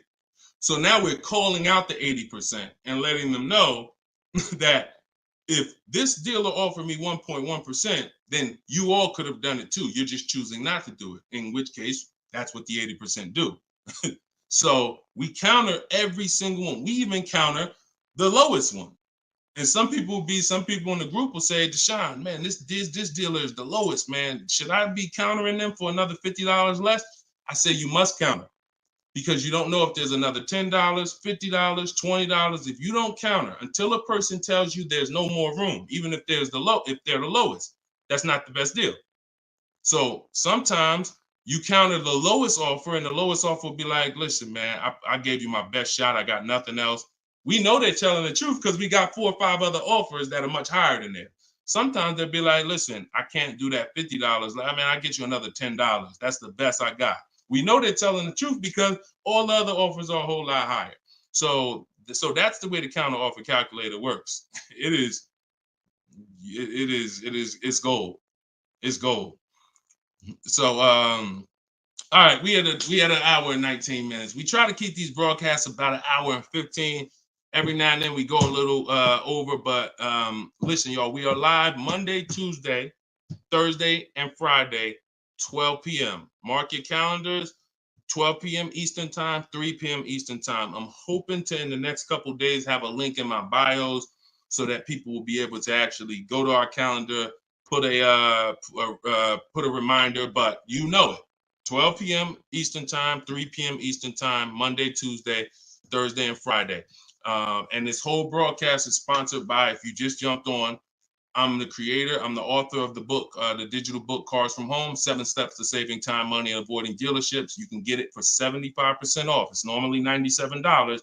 But if you, as long as you get there before the timer hits 0, you can get it for $24 in my TikTok bio, in my Instagram bio, or you could go to deshonsbook.com in the comment section on YouTube or Facebook.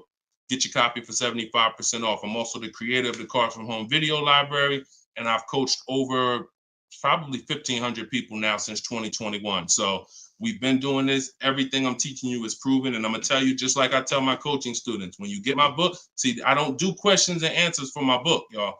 See, there's people who DM me. First of all, I don't even see DMs. The reason why I can't do question and answers because there's no other author that does it. So I make myself available probably more than anybody. But when you buy the book, trust the process. If you don't see me say do it, don't do it. Do everything I say do. I tell everybody, even if they're in my coaching programs, you must trust the process that I'm giving you, and you got to unlearn your old process. Don't even think about your old process. Use my process, and I'll lead you to where you want to be at. Guaranteed. All right, so get your copy. I will see y'all all on the next broadcast. Tell your friends. Welcome to the new followers. Welcome to the new subscribers on YouTube. I appreciate y'all. We'll be back for episode 5. God bless you.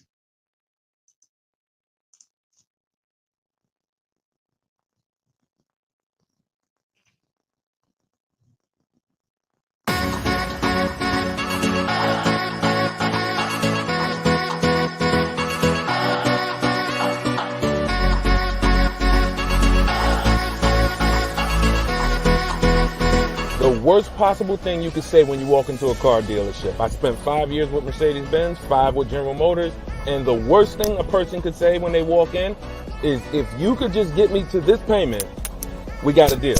So your loan's probably still like 19, which means you got to pay to get out. You're upside down. It's called negative equity.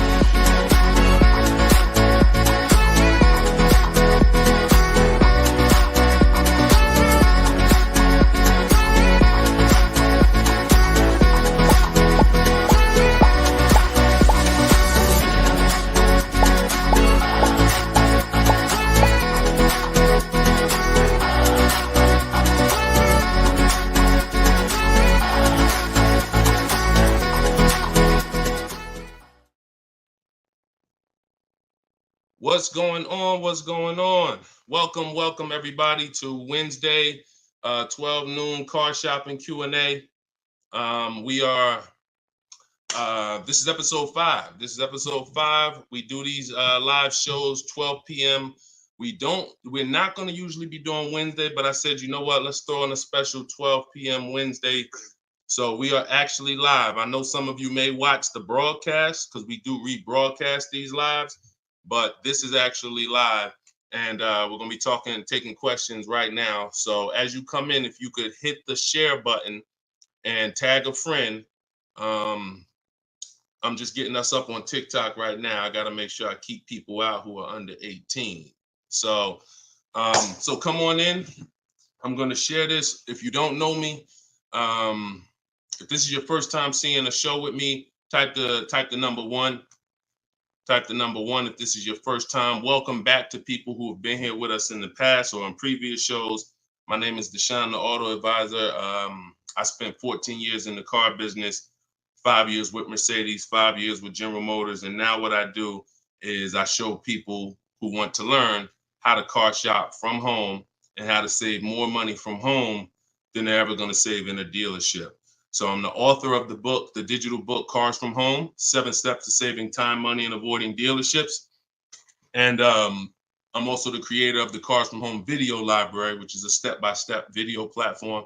But anyone who's on here for the next 30 minutes, you can get a copy of my new book, Cars from Home, in my TikTok bio at 75% off. It's normally $97, but for 30 minutes, you can get it in my TikTok bio for 75% off, Instagram bio for 75% off. or you can go to deshonsbook.com in the Facebook comments or in the YouTube comments. But let's get busy. Get your copy for 75% on everything I'm going to be talking about on this show. Once again, this is live. It's Wednesday. This is a 12 p.m. noon show. So for those of you who may have seen the broadcast, this is actually live. So we can start typing our questions in. And my man Dolan's going to pull those questions in as you guys type them. And we're pulling questions from TikTok. We're pulling questions from Instagram. Shout out to TikTok. Y'all can start typing your car shopping questions. And let's get busy. What's up, Mike? What's up, Fancy Girl? What's going on, Crows fam? I see you back. Good to see you. What's up, Manly Snacks? Good to see everybody coming in on TikTok. And as you come in on TikTok, can you all start tapping the screen? If you're going to spend 10, 15 minutes with us, start tapping the screen, shooting those likes up. And then my man Dolan is going to bring in the first question when y'all type it. So Instagram, make sure y'all typing. Sometimes Facebook and YouTube, we notice y'all are a little slow. We need y'all to get a little faster because TikTok always types their questions fast. And Instagram usually types their questions fast, but Facebook, y'all got to get a little faster with y'all questions. So we know that y'all going to step up today and start getting your questions in. All right. I see one that came in from JC. You want to pull that one up, Dolan?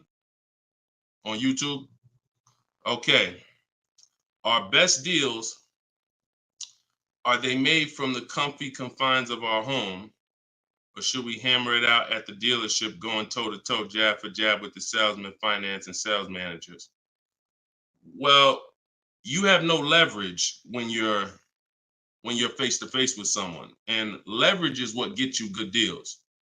Leverage is what, we up to 500 likes on TikTok already. Shout out to y'all. Keep tapping the screen. Appreciate y'all. And tag a friend. Everybody bring your friends over. They need this just as much as you do. So what JC from YouTube just asks is it better? He's basically saying, am I gonna lose something by not being in the dealership face to face with a car salesman? You know, am I losing something? And it's a good question, but you're losing something by being there. And let me explain why. You're losing something by being there because your leverage in a negotiation, it comes from you talking to other people and having other offers. Let me give you a real example so that you can really understand that. When people are negotiating for your business, you're going to save the most money without trying. You go into the supermarket. Do you have to try to find the best deal on laundry detergent? Do you have to try to find the best deal on anything, spaghetti sauce? No. Why? Because companies are actually hoping that you look and see that they're the best deal. Hey, look, we're on sale this week. Hey, look, choose us. They're trying to get your attention. They realize they're competing with all these other brands and they don't mind. So even with the TV, I always use a TV for example. If you go out to buy a TV right now, is anybody on here worried about overpaying for a TV in 2024? Anybody? And I always want to remind people, as you new people come on, this is live. This is Wednesday, our 12 p.m. live call. So our 12 p.m. live show. So you can ask your questions. This is not our rebroadcast. So what is anybody on here worried about overpaying for a TV? Anybody? No. Why is that? Because you already know that companies are competing to sell you a TV. Sony, TCL, Samsung, all of these companies are competing. Therefore, you know you're not gonna overpay. That's what we bring to car buying. In a nutshell, y'all, if I can wrap up what I'm trying to show you with Cars From Home, the reason why my brand is called Cars From Home, my book is called Cars From Home, my library is called Cars. The reason is because it's a mindset. It's a mindset. You're bringing the same mindset you would bring to shop for your TV to cars. And you don't overpay. You don't have anybody on here worried about having buyer's remorse for the TV. Look, Fancy Girl, Kiki, no. Look, RJ Newscom, no. Look, look, Patrice on Instagram, no.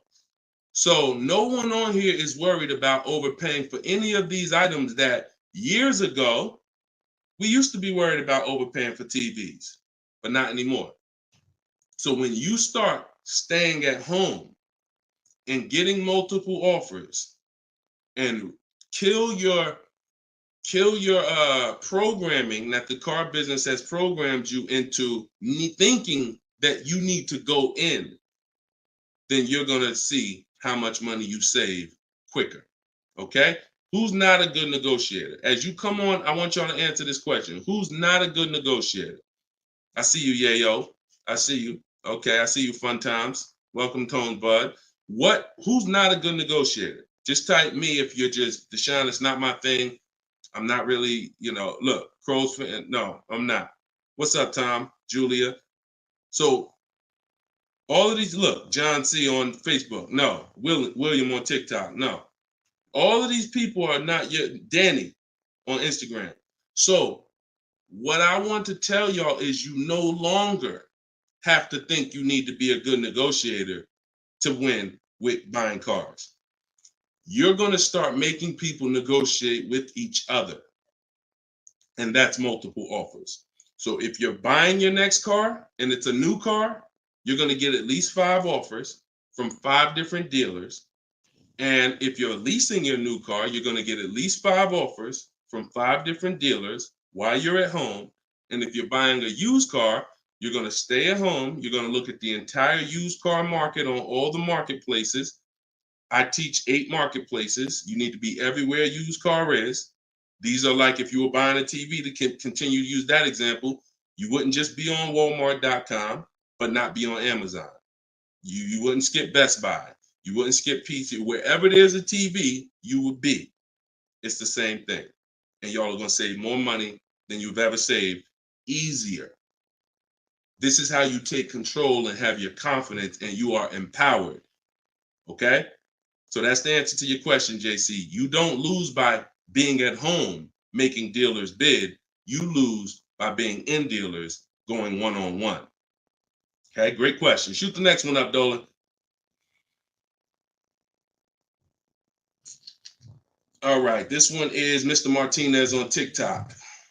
Do they require a credit check with the request? Now, that's a good question. They'll make you think they do. Whenever somebody requests your credit for a quote, just know that that's a tactic.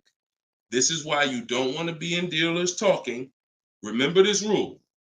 Never talk numbers for a car in the dealership. Okay? Never talk numbers in the dealership. You want to only test drive the car. Now, it's a little different with a used car. New cars, leases, never talk numbers in the dealership because you have no leverage there. It's continuing to go back. You have no leverage inside the dealership. Now, when you are requesting your quote, you're going to the dealership site. In my book, my book is called Cars from Home, 7 Steps to Saving Time, Money, and Avoiding Dealerships. Everything that I'm teaching y'all is out of one of those 7 steps. Now, when you get to the point where you're getting offers, we're not using third-party websites because dealers pay for those leads. We don't want dealers paying any extra money to a company to get in touch with us. We want to go direct to dealers' websites. This takes 20 minutes. If you do it my way, you're going to the dealers' websites. In my book, I have a link to the dealers, each brand. You put your zip code in and it'll pull up all the dealers. Now, as you go to these dealers' websites, you're doing a copy and paste. Copy and paste. And now, what are we saying in that first message? What we want, what we're looking for, when we can purchase. We're not talking about numbers yet. We just want to see who has a car. Now, once we see who has a car, now my strategy that I like you to start using, and some of you who have my book, you've used it already, is the 25 to 5. 25 to 5 is when you're connecting with 25 dealers online, and the goal is to get 5 offers. So, and the reason why we get 5 offers is because 80% are overpriced. So 4 of those 5 offers are usually going to be overpriced. That's when you know you did it right. So when we're getting our quote request, one dealer might say, I can't do it without credit. One of the things we say when we're requesting quotes for a lease is assume tier 1. Now, for those of you who are purchasing, not leasing, you're going to request quotes all in, taxes, fees, everything in. Now, there are people who are going to try to knock you off your game. Some of you know, if you have my book, I have scripts for everything they're going to say, because I used to have to use these templates. You're going to hear stuff like, oh, we need you. When can we get on the phone? Can we just have a quick phone call? My script for that is I'm going to be handling my whole process from home. I'm only going to be talking to the person who actually makes the best offer. And then you always end with a question. So you will always ask. You never want to end your communication online just end with a statement, because they're trying to get you on their agenda. You're trying to keep them on our agenda, which is you're either going to let me know what car you have. Do you have a car that matches what I want? Second, once I confirm you have a car that matches what I want, can you give me an offer for it? That's what we want. And everything we do is to stay on that agenda. Does that make sense? When you're leasing and you're buying new cars, you have to have an agenda, because, again, I'm trying to teach you, I want you shopping with strategy. I've been doing this, helping people since 2021. We've helped over 8,000 people, probably 6,000 with my book, another 2,000 with our video program. So this we know works. I'm not telling you something that I'm hoping works for you. You just have to do it. But what you're going to have to do is stick to the agenda and realize that my only two purposes is to find out, does a dealer have a car that matches what I want? And can you make me an offer on it? That's it. And now I have scripts in my book that do that. For all of you who just came on, this whole show is sponsored by my new book, Cars from Home. And you can get your copy for 75% off. It's normally $97. It's a digital book because I need to update it as things change in the market. And if you got a print book, if I printed a book and now I mailed you a book, now you got the book and it works now, but when you go to use it a year from now, some things may change, some websites may change and whatnot. Now you got to buy another book. So this book is a one-time, you get upgrades as I upgrade it, and I probably updated it at least 4 times since I launched it. So get your copy for 75% off in my TikTok bio, but you only got 30 minutes. Once 30 minutes passes, it goes back up to $97, which is still a great price, by the way, because you're going to save thousands of dollars using it in my Instagram bio and my TikTok bio. So you're never getting to the point, Mr. Martinez, where you are giving a person an opportunity to run your credit, because everything you're doing is at home requesting information.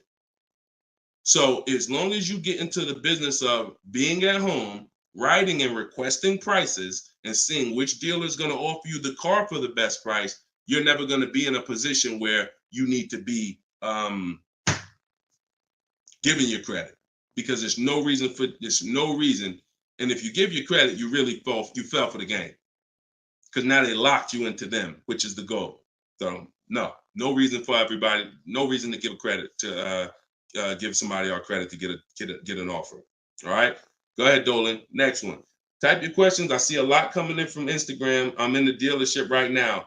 Vital on Instagram. Keep that up, Dolan. Vital just said I'm in the dealer right now. Now, if you're there negotiating, then you're never going to get the best deal. You're never going to get the best deal. Understand, y'all, I'm not playing games. For those of you who don't understand what we really do here, like, this is Greg right here. Greg used our strategies. He got a $56,000 Kia EV6 win. He got it for $527 a month on his lease, no money down. That's through bids. That's not through negotiations. Danielle's lease, $44,000 Audi A3. She got it for $550 a month, no money down. You know, this is on a purchase here. Sean bought, and some of you may have these cars and look at your payments and you're going to say, Dag, Deshone, I got that same car, man, and I ain't get that price. That's why I'm trying to tell you to listen. And like, we're not regular here. And sometimes I think, like, I'm not the public. I could be in the car business making $200,000-$300,000 a year if I wanted to. This is not God's plan for me. I'm trying to give you the game but you got to understand who I am. This ship has sailed. We've been doing this for thousands of people since 2021. If you just now here and you just finding me and you haven't used my stuff yet, like, you missed it, but understand, don't keep missing it. This Sean, he got this F-150 Lightning XLT, $73,000 truck, brand new truck. He saved over $20,000 getting bids my way. And the people who learn from me, they're never going back to the old way. They never going back to negotiating and deals. It only take one time for you to use what I'm telling you and see how quick you buy cars and see how much money you save to realize, oh shoot, I'm never going back to that old way of car shopping again. All right. So if you want to do it, you need to leave that dealership. Unless you're just there to test drive, that's different. So Instagram. Considering leasing a car, but feels like it will keep me constantly having a car payment if I choose to keep leasing at the end. Could you please explain the strategy to leasing versus financing? Absolutely. So when you're leasing, so this is a great question. Somebody said, look, if I lease, I'm going to always have a car payment. That's absolutely true. And so there's two totally different ends of the spectrum, y'all, when we look at how we acquire cars and get the best deals on them. One is a lease. My goal is to drive a new car, always under warranty in most cases, except if I'm a high mileage driver. I'm paying pennies on the dollar compared to somebody purchasing, like that same car that Greg got. He's paying $527 a month. That same vehicle would be, it's a $56,000 car. That same vehicle will be $1,000 a month on the car note, at least on a 6-year car note. So I'm paying pennies on the dollar. I just had somebody today, he's going to pick up a brand new Kia Telluride. He got a payment of in the 400 range of $42,000 Kia Telluride. Once he negotiated it, he decided he was going to put $2,500 down because he wanted his payment where it was. But he already had a ridiculously low payment. It was like a 1.1% lease deal on a Kia Telluride. I told him, I said, you know that same Kia Telluride, $42,000, that would cost about $800 a month to purchase? He said, yeah, I know. I used to buy one. I used to buy mine. He actually had one. It got totaled. So he knows how much he was putting into that vehicle before he actually figured out he's not an 8-year person. So if you're not keeping your cars 8 years, you should be shopping for aggressive lease deals because it's pennies on the dollar. And we shop with bids because it's easy. It's fun. We're in control. And that's the way we do it. Now, the other side of the spectrum are long-term vehicles that are going to be what we call a keeper. If anybody who has a keeper in their household, type a K. If you have a vehicle in your household right now that you've had for more than 8 years, type a K. Type a K. Type a K.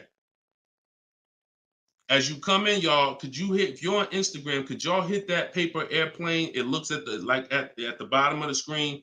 It allows you to share this broadcast with your friends.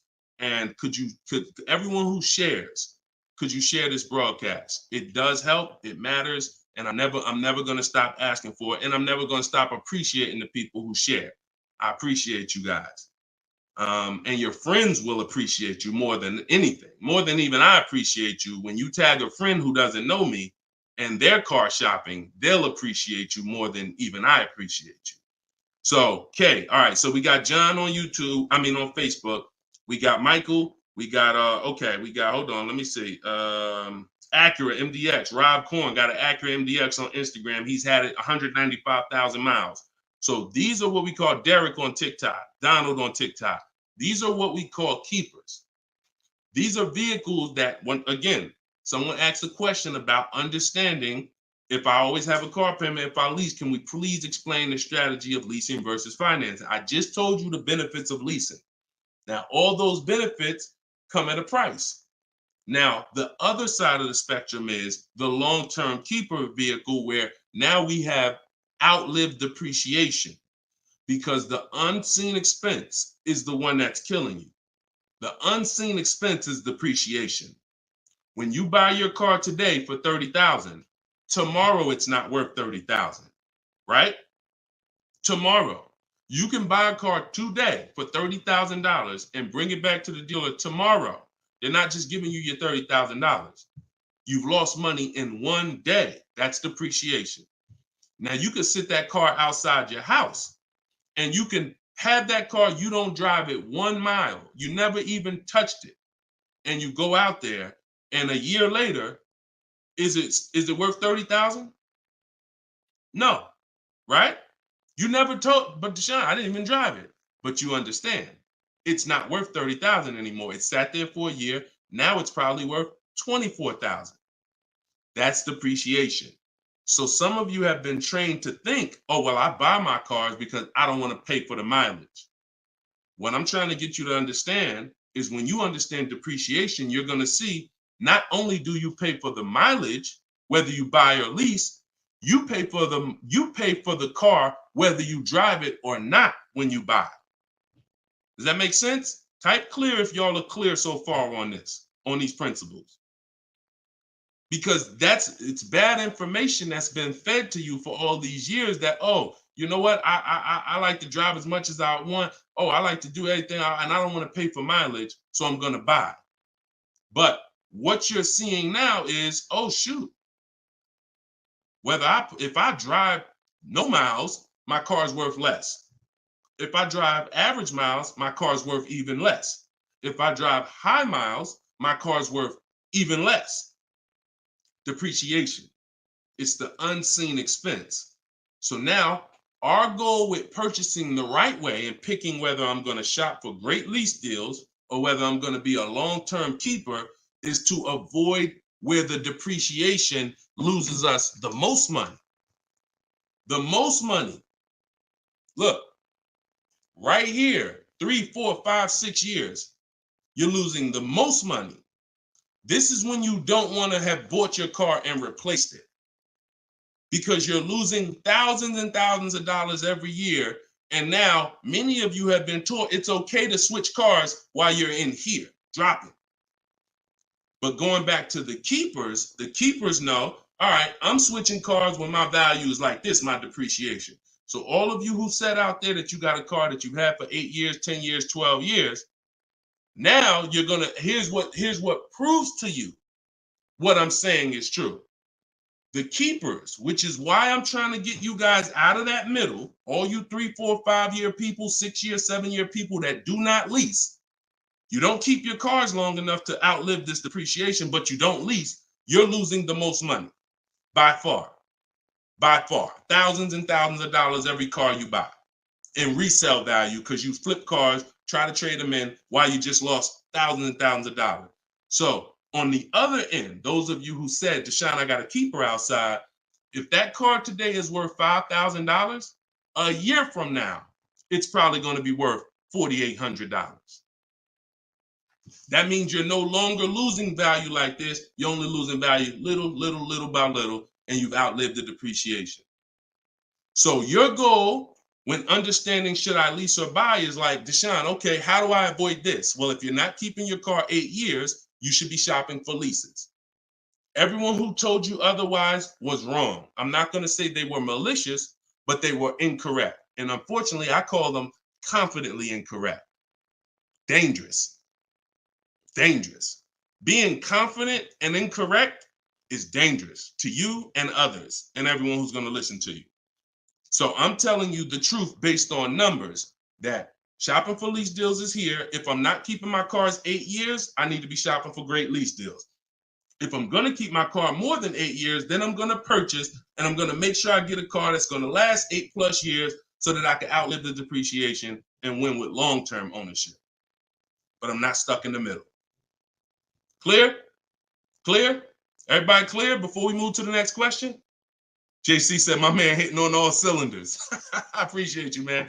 This is what we do, man. I've been doing this since 2006, man. I'm not new to this. I've been helping people save money on cars and make dealers bid for their business since 2021. And that's what I'm known for. Here in New Jersey, people know when I had my brokerage, Deshone is the person that helps people save money if you listen to him. If you don't listen to me, God bless you.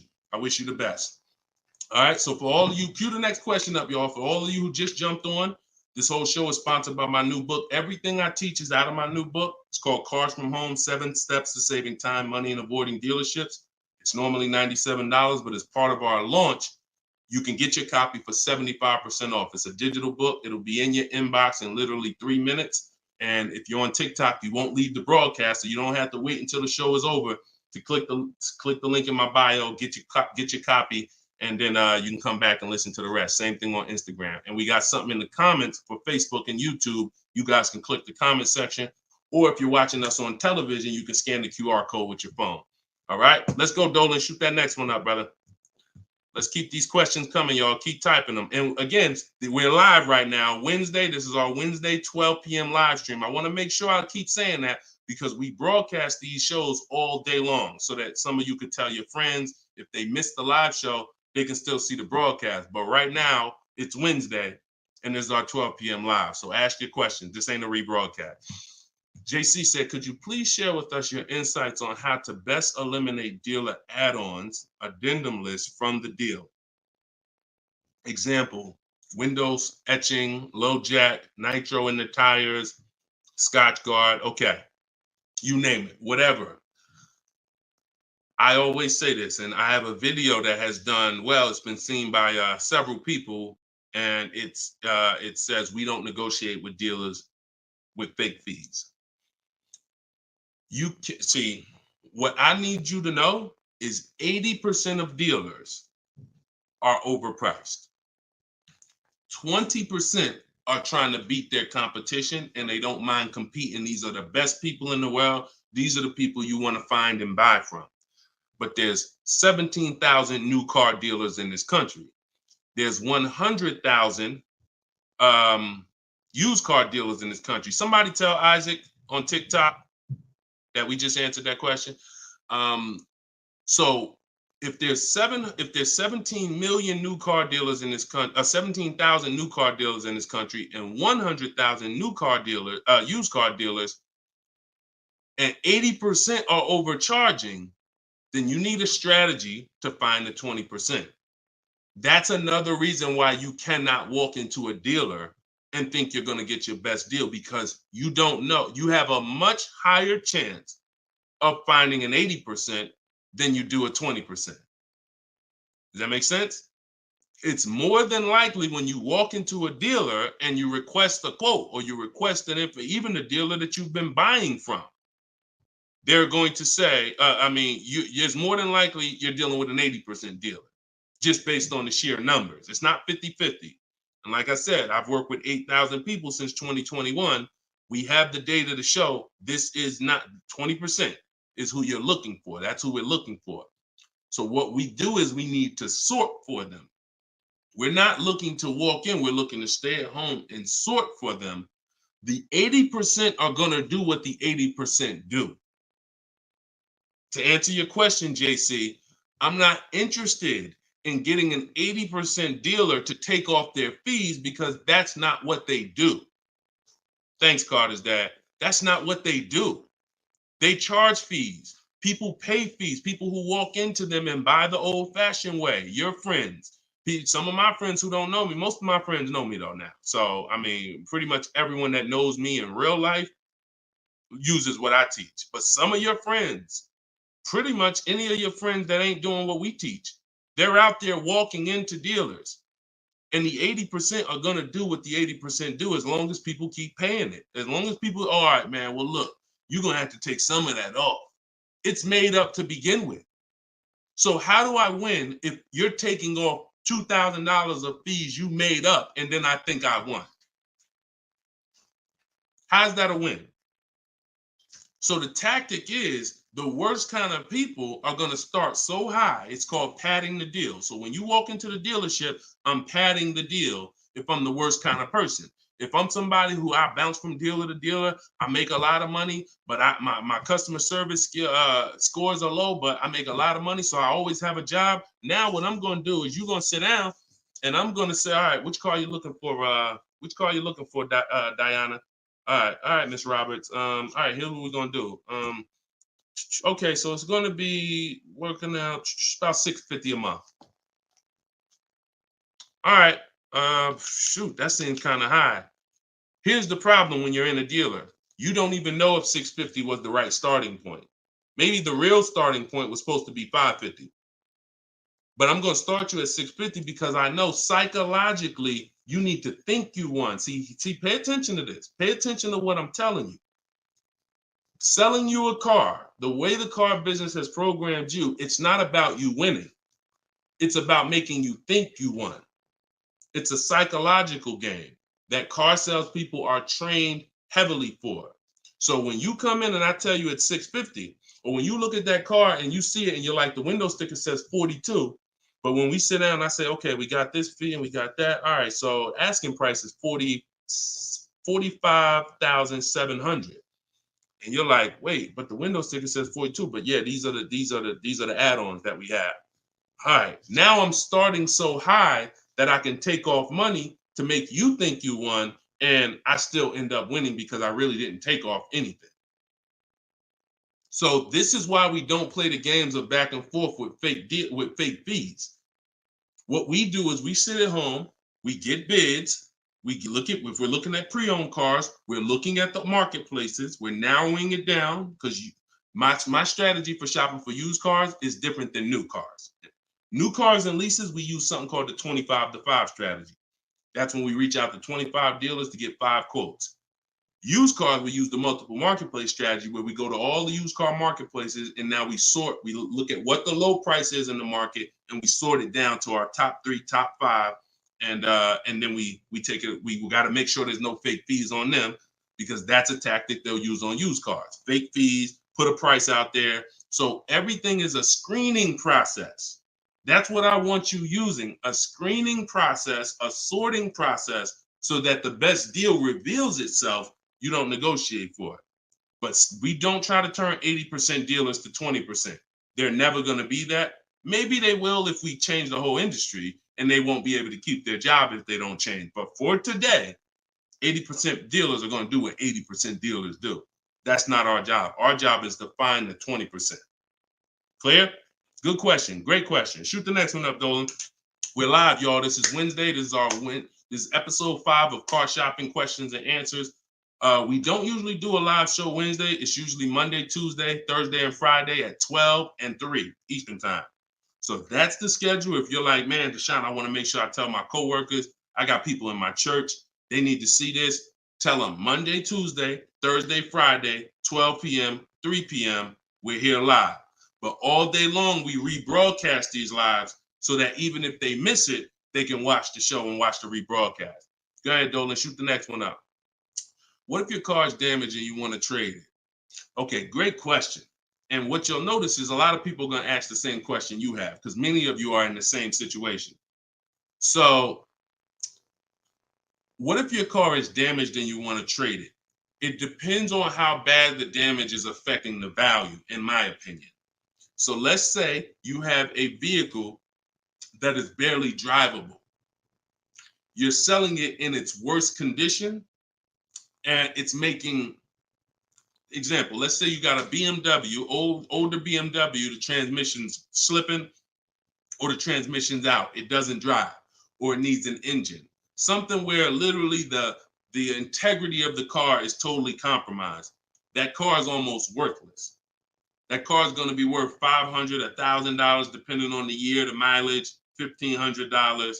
Meanwhile, if you put a used transmission in, this is why I'm an advocate. I preach you should always have a great local mechanic, a great local service shop in town that you use when your car has no warranty left. You must have this if you truly want to win, because these guys are usually 30, 40% of what a dealer is going to charge because they don't have that overhead. So what I'm doing, if I got an older BMW, no transmission, a Nissan, no transmission, I'm going to get a transmission from a salvage yard and get a used transmission, a used engine, pay $2,500, drop that in, and then sell the car like that. And I can tell you that that's what my father did. Like my father bought a GMC Envoy in 2009, maybe 4 years after he bought it in 2013. So it was 4 years old when we got it for him. Then maybe 3 years after that, the engine went. So he got a used engine.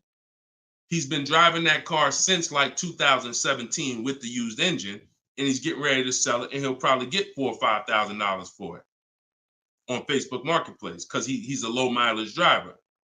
So you see how literally he could have went from switching a car when it was in its worst condition, taking a loss for it, versus investing the right money with the right person, getting the right engine, right transmission, drives it for a couple more years, and then can still pull a couple $1,000s out of it. Y'all clear? Y'all see how? Y'all see how? Type dollar signs if you understand that. That's the win right there. Not taking the loss and saying, all right, let me just get out of this car, it doesn't drive, and just taking the L. Big financial loss. Now, if you don't have major damage, then I wouldn't say fix it. If you're gonna go and you got a couple nicks on the car, then it might cost you $500-$600 to get the nicks touched up, but then the value of the vehicle only changes by $500-$600. So it was really a wash. You put 500 out, the car's worth 500 more. You want to only repair stuff that when you spend the money, you get double back what you spent. I put 2,500 in, it increased the value of my car by $5,000. And that's typically my opinion and my rules on how I like to operate when it comes to damage. Yes, I'm actually live right now. And why is your name the Auto Advisor? We got the Auto Advisor on TikTok. Go ahead, shoot the next one up, Dolan. All right, this one from YouTube. Alberto Romo. My car has some equity. Dealer called me if I want to trade for a new one. Car has less than 30,000 miles. Should I do it? Who's getting calls from dealers right now begging them to come in and look and let them buy your car? Who's getting calls? Who's getting emails? Who's getting letters right now from dealers? Fancy Girl Kiki said me. You're getting calls. You're getting calls. You're getting emails. You're getting letters. Hey, Ruben, we'd love to buy your car right now. Hey, Isaac, we could get you out of your car early. Come in right now. A lot of you, right? I see a lot of you. The reason that's happening, look, he's saying lock on Instagram, me. So the reason this is happening, y'all, is because they're depending on you letting the dealer be your first offer for your car. Now, see, dealers know they're getting outbid right now. They're not able to buy as many cars as they used to because people are getting used to. I mean, it's almost a curse word in my book. We don't use this word. We don't use the word trade. And some of you who have seen me in the past, you know we don't use the word trade. There's only one scenario where we need to trade, and that's if we have too much negative equity. The reason why we don't trade is because trading is not a bidding system. There's 3 transactions that you've been trained to give to a car dealer. One is buying a car from them. That's its own transaction. I bought a car from you. The second is getting the loan from them. That's another transaction. I got a loan from you, because there's other companies out there that only give loans. They don't even care if you buy a car. They don't sell cars. They give loans. That's a clue that there's money in the loan business. Now, the third transaction is people who want to buy your car. When you give your car to the same dealership, you gave them your old car, that's one transaction. You gave them your loan, that's another transaction. And you gave them the purchase of a new car from them. That's 3 transactions. And most times you didn't get bids on any of them. That's how you're losing money. You're probably losing $2,000 here, probably $1,500 on the loan, and then maybe another $1,000, $1,500 on your car that you gave to them. Hidden money. See, I'm not just here to teach you how to car shop from home the right way, strategically using my system. I'm also here to reveal to you the hidden money that you haven't seen in your car deals. So you got to stop doing combining transactions. That's why we don't trade. We get offers in my book, step 2. My book is 7 steps. Everything I teach is 7 steps. Those 7 steps won't change. First step is most important question. That's leasing versus buying. How many years you keep in the car?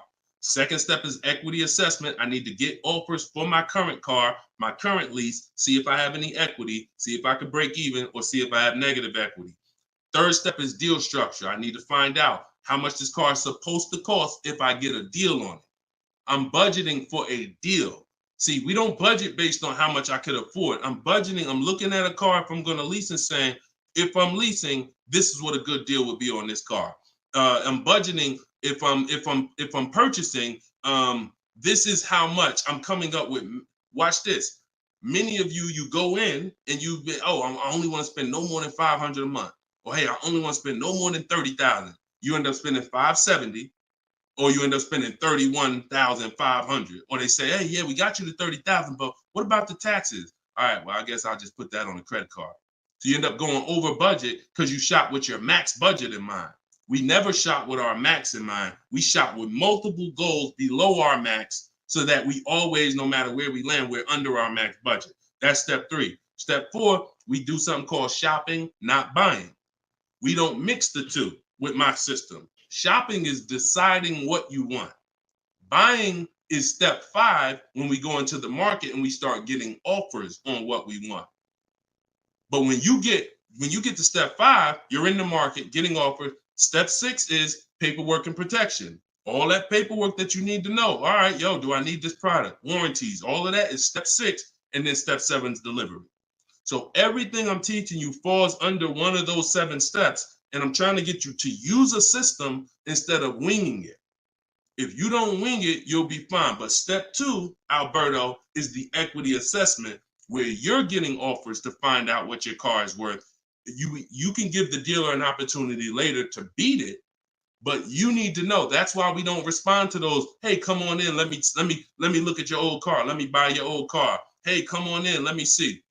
You need to call your bank for a payoff, and you need to go to CarMax, Driveway, Carvana, Kelly's Blue Book Instant Cash Offer, AutoNation, Sell My Car, Car Guru, Sell My Car. Take you 20, 25 minutes to do your equity assessment, and you got real cash offers that you'll know if I have equity in my car, and you'll know these people can cut me a check in an hour. And now let me go prepare to shop for my replacement car because these companies already bid on my old car. Type clear if y'all are clear on that. That's the equity assessment. That's my 7-step system. That's why my book is called Cars from Home, 7 Steps to Saving Time, Money, and Avoiding Dealerships. All right. All of you could get a copy. You could get your copy for 75% off. It's normally $97, but as part of our launch, you can get it in my TikTok bio for 30 minutes for 75% off. Once the timer goes back up, once the timer expires, it's back up to $97. So get your copy before the timer runs out. Same thing with Instagram. Go to my Instagram bio. You'll have it 3 minutes and you come back to the show. And if you're on Facebook or YouTube, we got links in the comment section for you. All right. Great question, though. Look, go ahead. Shoot the next one up, Dolan. Oh, it said, this man, bro, spitting gold fire for real. I hope this isn't going over anyone's head. Me too, bro. Listen, me too. Keep that question up. Fancy girl Kiki from TikTok. But me too, bro. Like, I'm sitting here, man, and I pray every day that the Lord help me to look. I want you to even see. I gotta unlearn. That's why I represent this brand.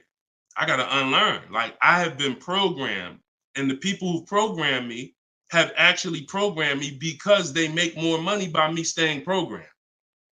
So some of you, it's unfortunate, are not going to spend $24. You're not going to spend $24. Now, I had people get the book for $97. It's people that might be on here that say, man, I got the book before we even had this sale. $97, but some of you are not going to spend $24 to get the book. But you want to go into a 5-figure transaction, a 5-figure, $10,000, $50,000, $100,000. Some of you who are buying luxury vehicles and exotics transaction, but it's something about not, and that's just unfortunate. All right, fancy girl Kiki from TikTok. Is it true that you can have your down payment go towards your payments? So, all right. So when we're working out our loan, again, this is still combining the loan and the purchase of the car. Because when you're actually trying to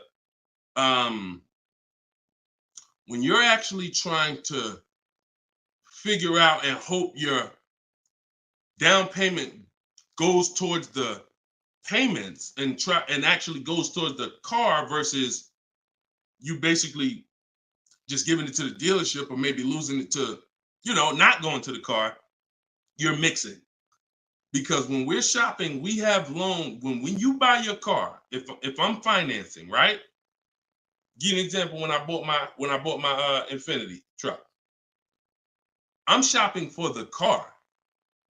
Once I get the car, now, and I use my perfect budget calculator. It's in my book. It's a calculator I created. See, that stuff I can't even explain on this show. I can't explain how a calculator that I created works.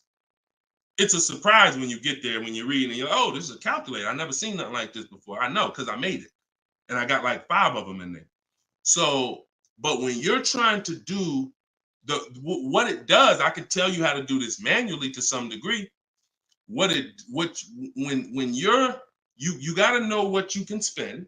That's why we have that budgeting exercise where in order for me to be at a $450 a month payment, I can't get any more than a $22,000 loan.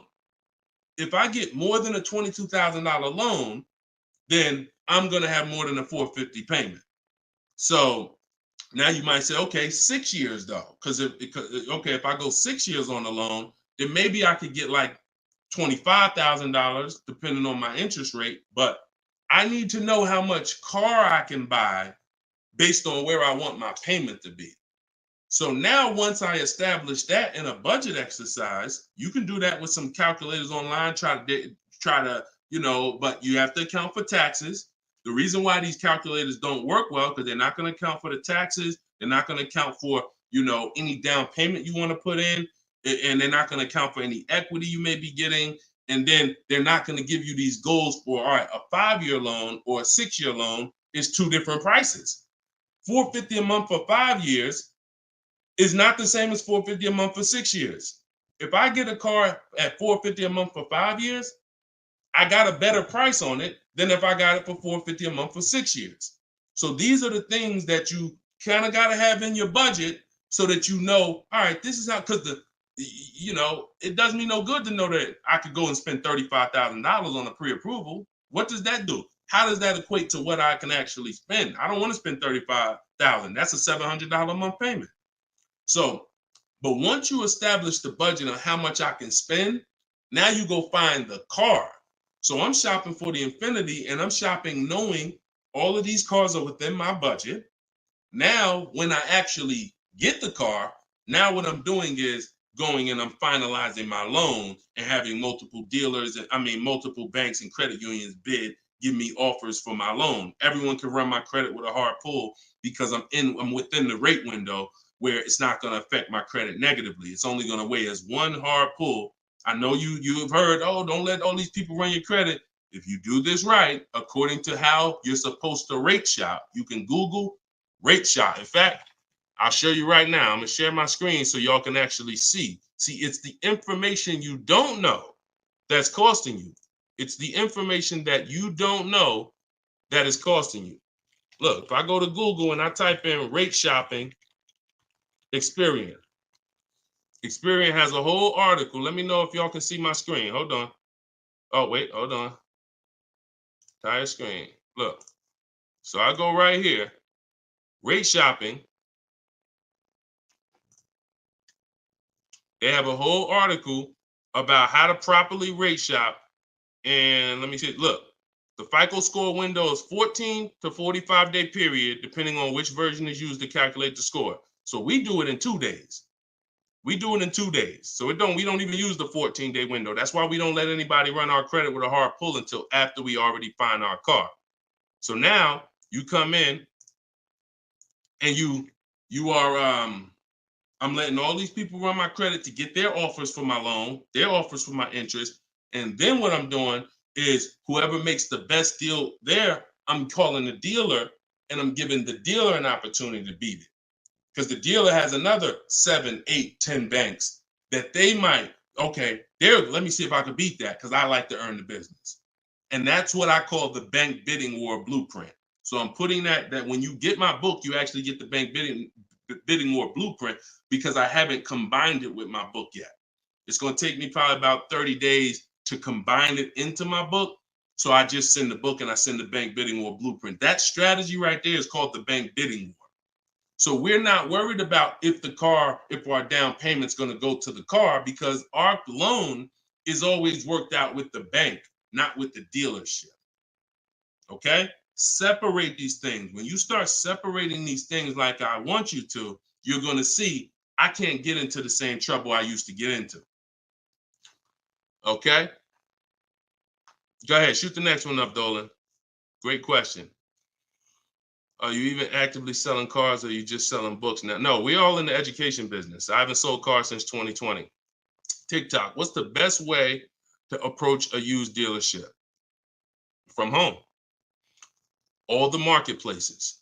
So you don't want to, if you're shopping for a used car, you cannot afford to miss a place where a used car is. What does that mean? Car Gurus, Auto Trader, Carfax.com, CarMax.com, Carvana, Driveway, eBay Motors. There's 8 marketplaces that we use. Vroom used to be on there, but Vroom's out of business now. So, and we don't use, people will say, why don't you use Auto Tempest because it pulls inventory from all that. We don't use a third-party site because what it's doing is pulling, it's not going to pull all the inventory because no one's going to give this third-party site permission to just pull all their inventory and now people start going to the third-party site instead of coming to them. So we just go direct to the marketplaces.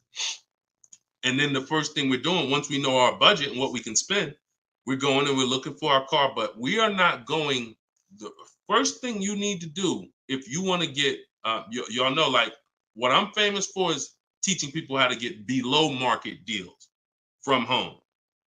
Below market deals. When you're getting below market deals, you have to realize there's 2 other categories of most people paying. Some of you have been paying market value. Some of you have been paying above market value.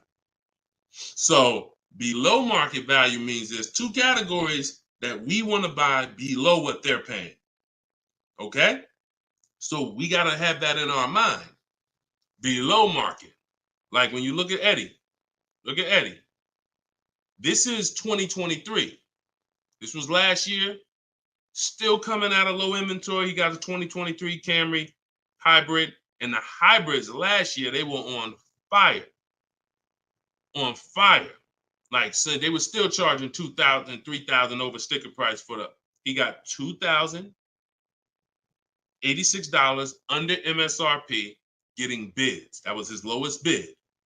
Okay? He said I had a 1-week window. So those of you who are like, Deshone, I need a car in a week. When you get bids, it ain't nothing. He said I actually completed the process in 4 days. So below market deals where people are paying sticker price and they think they won. You know what? Hey, you know what? The best deal is, at least I didn't get a markup, sticker price. Now,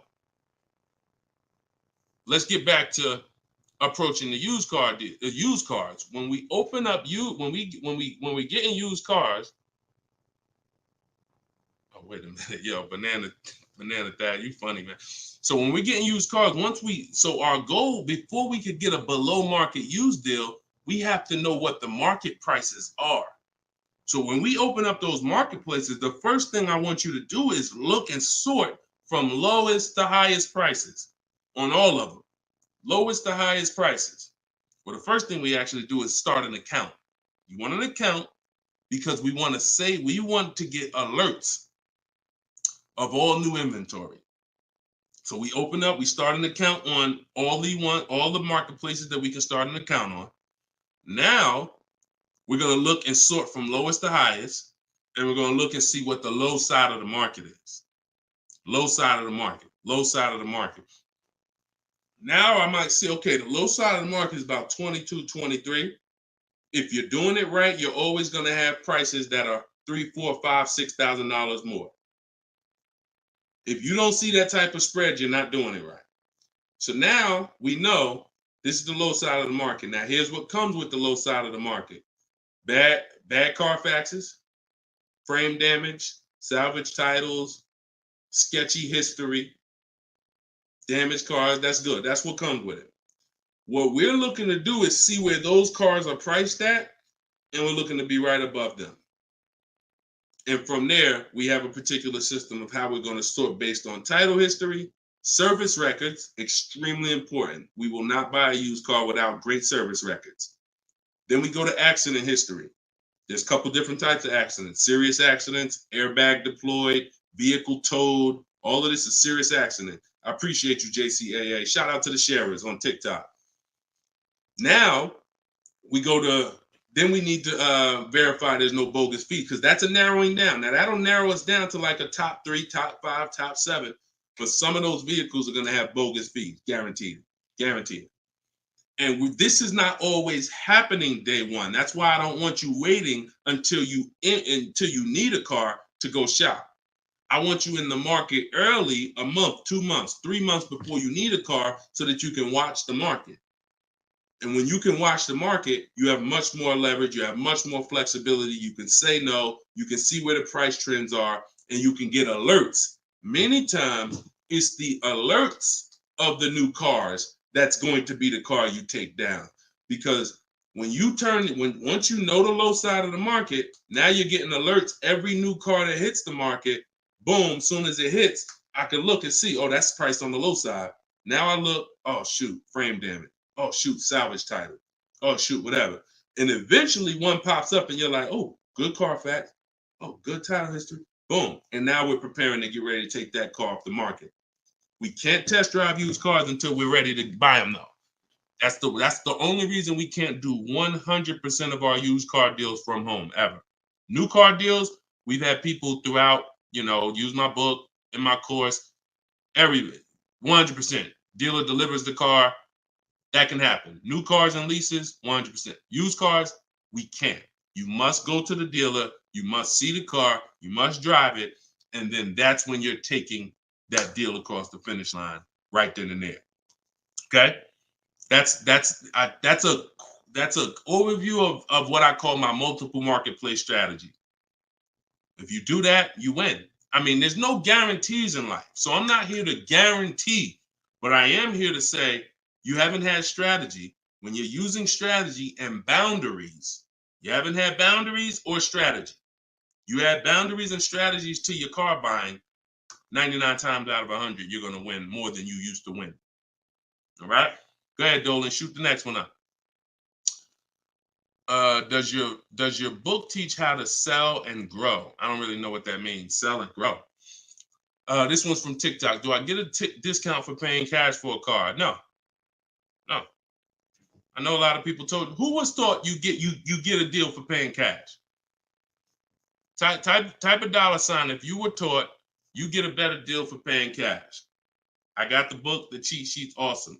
Service connected. Don't use the cheat sheet. If you got the book, scrap the cheat sheets. The book is the nuts and bolts. The cheat sheets is an overview. I see you though. Use it. Win. So, all right. So you got Gina VL. You got I don't want to butcher your name, so I'm not even going to try. I see you on TikTok, though. I see Cozy Boy Nesto on Instagram. Okay, Monty. So my question was, who was taught you get a better deal by paying cash? All right. Now, I said type a dollar sign if you've ever heard this. Now, I don't want you operating with bad information. Let me tell you where this came from. And remember what I said earlier in the show. Earlier in the show, I told you, the car business is not about you winning. If you win, great, but it's about making you think you won. And I can only make you think you won based on what you tell me you need in order to feel like you win.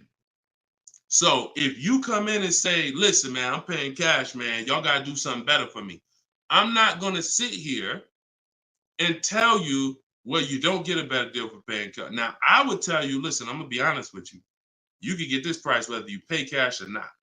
So like there is no, but somebody who's like not going to be willing to go and tell you that, they're going to make it look like, all right, I got to make you think that the deal I'm giving you is because you pay cash. This originated from when dealers used to finance cars. There are still people, and you may be one of them, who think the dealer owns your car after you get it. That's why there are people who say if they can't afford a car, they say, man, I'm gonna get a dealer back their car. It's not their car anymore. Unless you're dealing with like a buy here, pay here place where they're actually extending the loan to you, it's not the dealer's car anymore. But back in the past, dealers used to extend loans. They would hold the financing. So if you offered them all the money up front, it was an incentive for them because they knew it guaranteed they get the money now. And it also saved them interest. It saved them, if they were holding the note, then they're still technically paying for that car. And they're like, okay, I could save you another $1,000, $1,500, because you're going to give me all the cash up front. It's not like that anymore. It's not. Literally from the time you leave, the dealership is funded in full in hours. Like by the time you drive off, wire transfer, the dealer is funded for the car.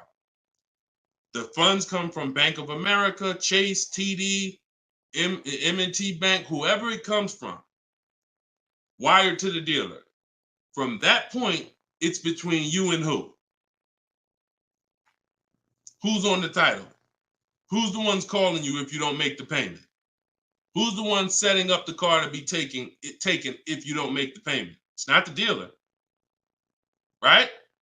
It's the bank. So it's always between you and the bank from that point, which is why you don't get an exactly life experience. You're not getting a better deal paying cash. And that's just because that's the way it's set up. Now, the rare exception that you may see, and this doesn't happen a lot, sometimes there's like a low interest rate. Like when I was with General Motors, we might have like all right, you could get 0% interest, or you could get a $5,000 rebate. Only on a new car though. But you can't do both. So if you had somebody who could pay the cash, maybe if they save more money by taking the rebate than they would if they were to take the loan. So in which case, you're not getting a better deal because you're paying cash. It's just an incentive to, you're getting a rebate. But so those are these are very rare circumstances. So I just don't want you going in and telling you that you heard that from me. And I'm just telling you that's the truth. Like that is the truth. And when you really look at how banking works and how dealerships work and the fact they don't own the car, you'll understand there's no incentive to you paying cash at all. And if you're not investing your cash, see, I want you to also think about what you're doing with your money. Because if you want to pay cash, God bless you. Pay cash. Interest rates are high. Put as much down as you can. Pay cash. Get the loan out of there as fast as possible. You're paying 6, 7, 8, 10%, 12%. Get the loan out of there. Pay it off or make a large down, only finance a small portion of the car. But if the rates are low, which at some point we do believe rates will be low again, or I always tell people in the bank bidding war, you got to check, see if there's any special interest rates. There might be 0%, might be 1%, 2%. So if those instances exist, there are people who your money's invested. You're getting 8% on your money. You're getting 6%. You're getting 10%. You're in real estate. You're getting 15%. It makes no financial sense to take that money that's earning money for you out and put it into a car that is going to lose money for you. That $20,000, $50,000 you put in the car is going to be worth half of that in 3 and 4 or 5 years. 5 years, it'll be worth half. So these are the things I talk about. I don't believe in one size fits all car advice, y'all. That's why I'm always saying it depends on this situation. If you're this type of person, if you're keeping your cars 8 years, you should be buying. If you're not keeping your cars 8 years, you should be selling. I mean, you should be leasing. A lot of people think, okay, Deshone, you talk about leasing a lot. I talk about leasing for people who are not keeping cars 8 years because they've been taught that they should still be buying. But I'm putting you in the strategy that's custom to your life versus what you've been hearing, which is people telling you, hey, do what I do. Only buy used cars, pay cash for them. And that's your situation. So anyway, so all of this is out my book.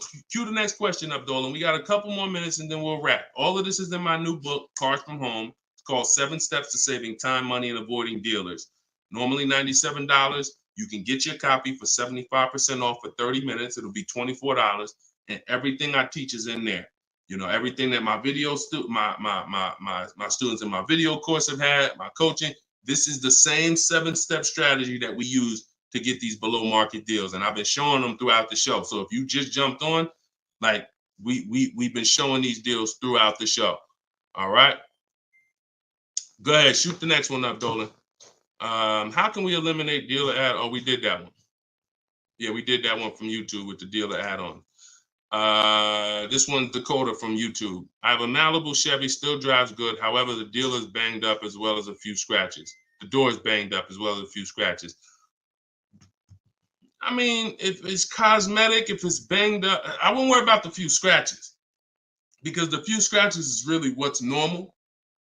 And you know, people expect you to have normal wear and tear on the car. Some people think, hey, if I have a, you know, even with leasing, you're allowed to have wear and tear, a couple nicks, dings, they allow that. They don't expect you to bring the car back perfect. Same way with this. But if it's a big dent that would be an eyesore and you can get a company like Dent Wizard or something like that to come pop the dent out, then I would do that. That might be $200, but it might make a buyer pay, you know, $1,000 more for the car. Because if I come and I see the doors banged up, I probably want $1,000 off depending on what you asking. But if I come and see you done smoothed it out, now you could ask, and I'm less like, you know. So that stuff that you can put a little money in that gives you a bigger return when you go to sell a car. Okay, in my opinion. Okay, show and tell. I have the book. Is Maps Academy different? Yeah. Maps Academy is my video program. The book is the 7 steps. I have a video library that's 7 steps in video, and then Maps Academy is, you know, my video program, and I coach people. So we do these Zoom calls, so we make sure we answer questions. So I always say, get in where you fit in. You know, get in where you fit in. I don't care how you get the information. Get the information. You want to get it from my free videos on social media. You want to cycle through those. I got hundreds of them. Piece things together. Get in where you fit in. You want to be on the live show. Try to piece it together. You want to get the book. You want to be in the video library. You want to coach with me. Whatever. That's what I'm saying. It's no excuse. It's no excuse for any of you not to be getting below market deals when the information exists. And it's thousands of people that testify about me. I'm not new here. We got over 2 million followers. If I wasn't helping people, it would have been out by now. Somebody would have wrote by now, oh, this guy don't do what he said. I got thousands of people around this country, testimonials, hundreds that we done just grabbed, boom, boom, emailing us, yo, look at my deal, look at my deal. So it's just, you are just now discovering what we do. But understand, we've been doing this. All right. All right. All right. Go ahead. TikTok. What would be the sweet spot year in buying a used large SUV, Suburban, or Expedition? Much as you could afford. You see, so when you look at quality, this is why I like to have multiple goals. Because what I like to do is I like to have a goal, right? 5-year loan, no down payment. That's one price. 6-year loan, no down payment. That's another price. 5-year loan with the money, you know, I might say, okay, if I have to, I can put $5,000 down. You know what I'm saying? Some of you, that's realistic. That's how you look at it. Man, if I have to, I got $3,000 I can put down. If I don't have to, I don't want to. That's why when you use my perfect budget calculator, which is in my book, step 3, when we're budgeting, we're deal focused budgeting. here's what you want to know. If I want to be at $450 a month, how much is $450 on a 5-year loan? No money down. All right, that's one purchase price. Now, second tier, $450 a month, no money down, 6-year loan. I told you I pay more if I had $450 for 6 years than I $450 for 5 years. So that's the next step up. Then I say, okay, 5-year loan using my down payment money. And then my max budget would be 6-year loan using my down payment money. But understand, I'm still under my max budget. I don't care if I have to go, and then we have another step where some of you have an old car. You have an older car, you're going to be selling it. You got 3,000 equity, you got 5,000 equity. That's also in there. So then it'll be no down payment, no equity. No down payment, no equity, 6 years. Down payment, no equity. Down payment and equity. See, all of this is below my max budget. Once I do a 6-year loan, my down payment and my equity, I'm not mad because I'm still under my max. Now, if I go above that now, if I wanted to do 5 and now I'm doing 6, or if I want to do $450 a month and I'm doing $480, now I've gone above my max budget. So my system for purchasing, we use this for new cars, used cars. Anybody who's getting a loan, this is what we do. This is in my book. My calculator generates those 6 goals for you. So when we say sweet spot, my first target is that first goal. That's my first target. When I went shopping for my Infiniti, I was looking for a car under that first price. Couldn't find it. Jumped up to the next tier. Couldn't find it. Jumped up to the next tier. And it was my 4th goal is where I found this one at. But I still had like $4,000 or $5,000 more that would have kept me below my max budget. So that's how you want to do it. Shorter loans, no down payment. Longer loan that I'll take is 6 years. I never recommend anything longer than 6 years. And then we start adding those resources that we have to it. And then once we tap out at the top, that's our max budget. 6-year loan, the most down payment money. And then if I have any equity from my car, I'm putting that all into the deal. And then as long as I find a car in any of those, and that's usually like a $10,000 to $15,000 spread, depending on, how much resources you got. That's a couple $1,000s right there. So that gives you the room to bump yourself up without letting a car dealer bump you up over your budget. All right? That's why it's called the perfect budget calculator. And I invented it. All right? Praise the Lord. Listen, I appreciate y'all. We've been on for about an hour and 15 minutes. We do these shows live Monday, Tuesday, Thursday, and Friday. Wasn't going to do one today, but you know what? I said, it's Wednesday. Let's jump on. Let's do a live. Let's get some questions. Let's get as many as we can. But this is what we do, y'all. You could tell your friends 12 o'clock and 3 o'clock, Monday, Tuesday, Thursday, Friday. You can meet me live on any of my platforms, Facebook, TikTok, Instagram, or YouTube. And we'll be doing this live Q&A to make sure you guys get what you need to save money and get below market car deals. That is the goal. So for those of you who like Deshone, I appreciate the show, but I want everything in one spot, man. I don't want to even have to come back to this show anymore.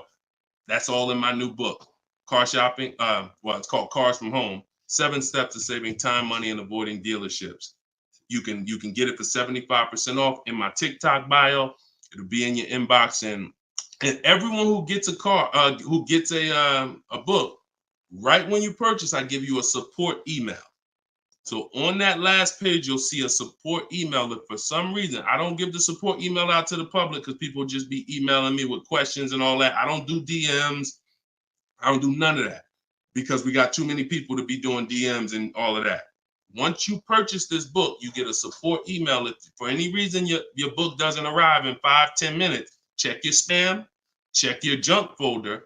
But if it's not there, then email us at support and we'll make sure we get you a copy right to you. All right. So use this information, get your book for 75% off. You won't pay the full $97 in my TikTok bio, in my Instagram bio, or in the comment section on YouTube or Facebook. We got a link in the comments for you, or you can scan the QR code. But that's what we do, y'all. Below market deals. That's the goal. Keep unlearning, keep relearning. I appreciate you. All right. See y'all on the next live.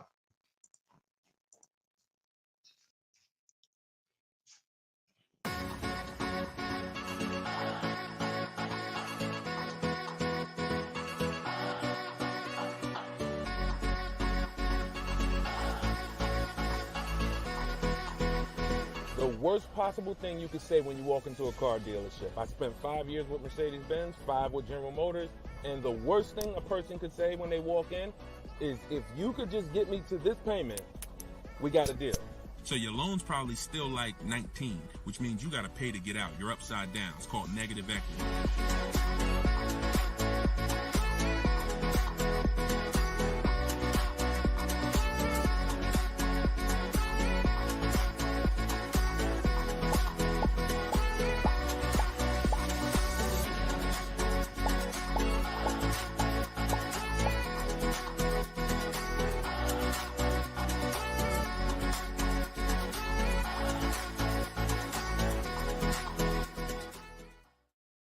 Gail. Welcome everybody to episode 6 of Car Shopping Questions and Answers. I am your host, Deshone, publicly known as Deshone the Auto Advisor.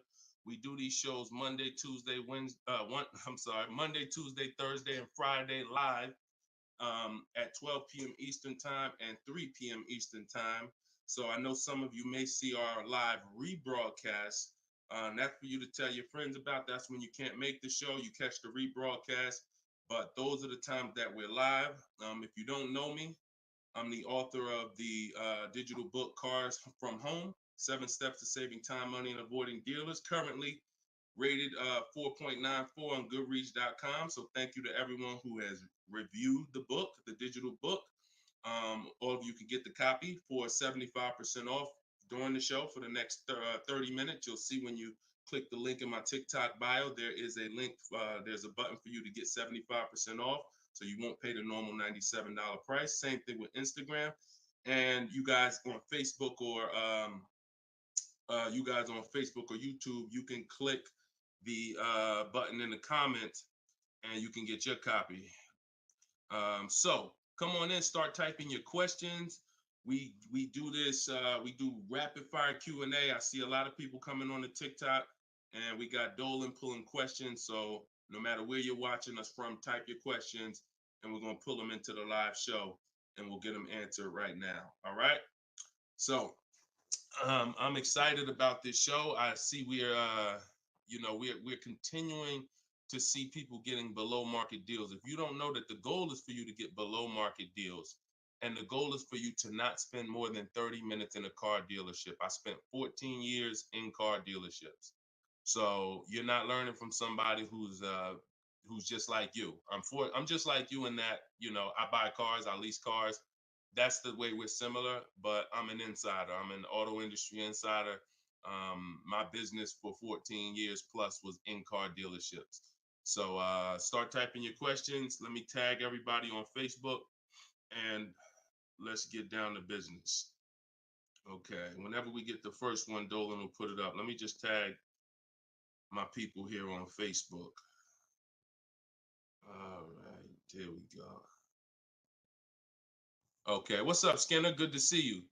What's up, Angel? What's up, Jill, man? Good to see you. Yep, what's up, Jason? Great to see you. All right. Brother said he's been doing it. Oh, what's up, Auto Advisor? Good to see you. Absolutely. All right, y'all got to type fast. I know you probably, and try not to make your questions long. Try to get all your question in one shot, but try not to make it too long where it can't fit in. All right, this one's from TikTok. Isaac from TikTok said, best current APR rate for tier A1 credit. So the best APR is always going to come through getting bids. Now I know this is new. This is new to most of you. But getting bids is how you're going to get your best and guarantee your best car deal, your best loan. So I'm going to lay out this process we call the bank bidding war. And if you follow this step, you'll be able to have 10, 15, 20 banks and credit unions bidding for your loan. And then you'll be able to pick the best one. And the way you do this is extremely important, because if you do this right, then it's only going to have the same effect on your credit score as one hard inquiry. So think about what we're saying. We're going to allow multiple people to access our credit with hard inquiries, but at the end of this period, after we get our car, the weight on our score, the effect on our credit score is going to be one hard inquiry. So the first thing, there's 3 rounds in the bank bidding war. The first round is to always check and see if there's any special interest rates or special promotional rates that are being advertised for the car you're looking for. So let's just say you're shopping for a, Kia Telluride. You're gonna now check and see, is there any special interest rates? 0%, 0.99%, 1.99%. All of these rates are like a finance rebate. That means there's no bank or credit union that's gonna beat them. So this is the first round. So if we do get a special interest rate there's no reason for us to even shop for interest rates other than that, because again, no bank, no credit union is beating 1.99, even 2.99. Now, here's what you have to check when we do that. How long is that loan? Because some people might give you 1.99, but it's only for 36 months. And some of us are not going to take a loan for 36 months because the payment's going to be too high. You might need a 5-year loan or a 6-year loan. So we're not just looking for if there's a special interest rate, we're looking for what is the term. Shout out to everybody coming in. This is our Thursday, April 18th, episode 5, live car Q&A. So we're actually live right now. This isn't a rebroadcast, so you can come on in and start typing your questions. And we're talking thousands over here, not hundreds. Okay, so that's round 1 of the bank bidding war. Now, let's just say we do that and there's no special interest rates. Now we're moving on to round 2. But round 2 comes after we find our car. So once you find your car, no one has touched your credit with a hard inquiry yet. Pay attention. You have not heard me say at any time hard credit pull at all. When you're shopping for your cars, no hard credit pull. Nobody's running our credit while we're shopping. Once we find our best deal, once we find a dealer that's going to sell us the new car for the lowest price, we lock up that car, usually with a deposit, reserve it. And now what we're doing is we're telling the dealership, I'm going to take this buyer's order. You're going to get a buyer's order. You're going to come home, and now you're going to now the second round of the bank bidding war is about to start. You're going to come home. You're going to call your bank if you have one, or your credit union. This is when you're going to let them access your credit. Because if you've ever tried to actually get a bank to tell you what the interest rate would be, like a pre-approval, many of them, and if you've experienced this, I want you to type a 1, many of them will say you need to have a car first, right? If you've experienced that type of 1, you call your bank, hey, I'm trying to get a pre-approval. They're like, okay, well, we need the information on the car. And you're like, well, I'm trying to get the pre-approval so I can go get the car. So that's why we don't follow that process of getting a pre-approval beforehand. Look, Marinette, you've experienced it on Facebook. So when we look at having the buyer's order for the car that we reserved, you have everything you need now. You have everything the bank could want. And you're now going to call your bank, or if hopefully your bank and credit union has a website, you could do this all online. And you're going to get as many approvals, offers as you possibly can. In my book, I list a couple: your bank, your credit union, online banks, Lightstream, community credit union, everybody who can lend in your state, you want them bidding. This is very important because some of you haven't been trained to see. My job is to not teach you just how to buy from home and make people bid for your business.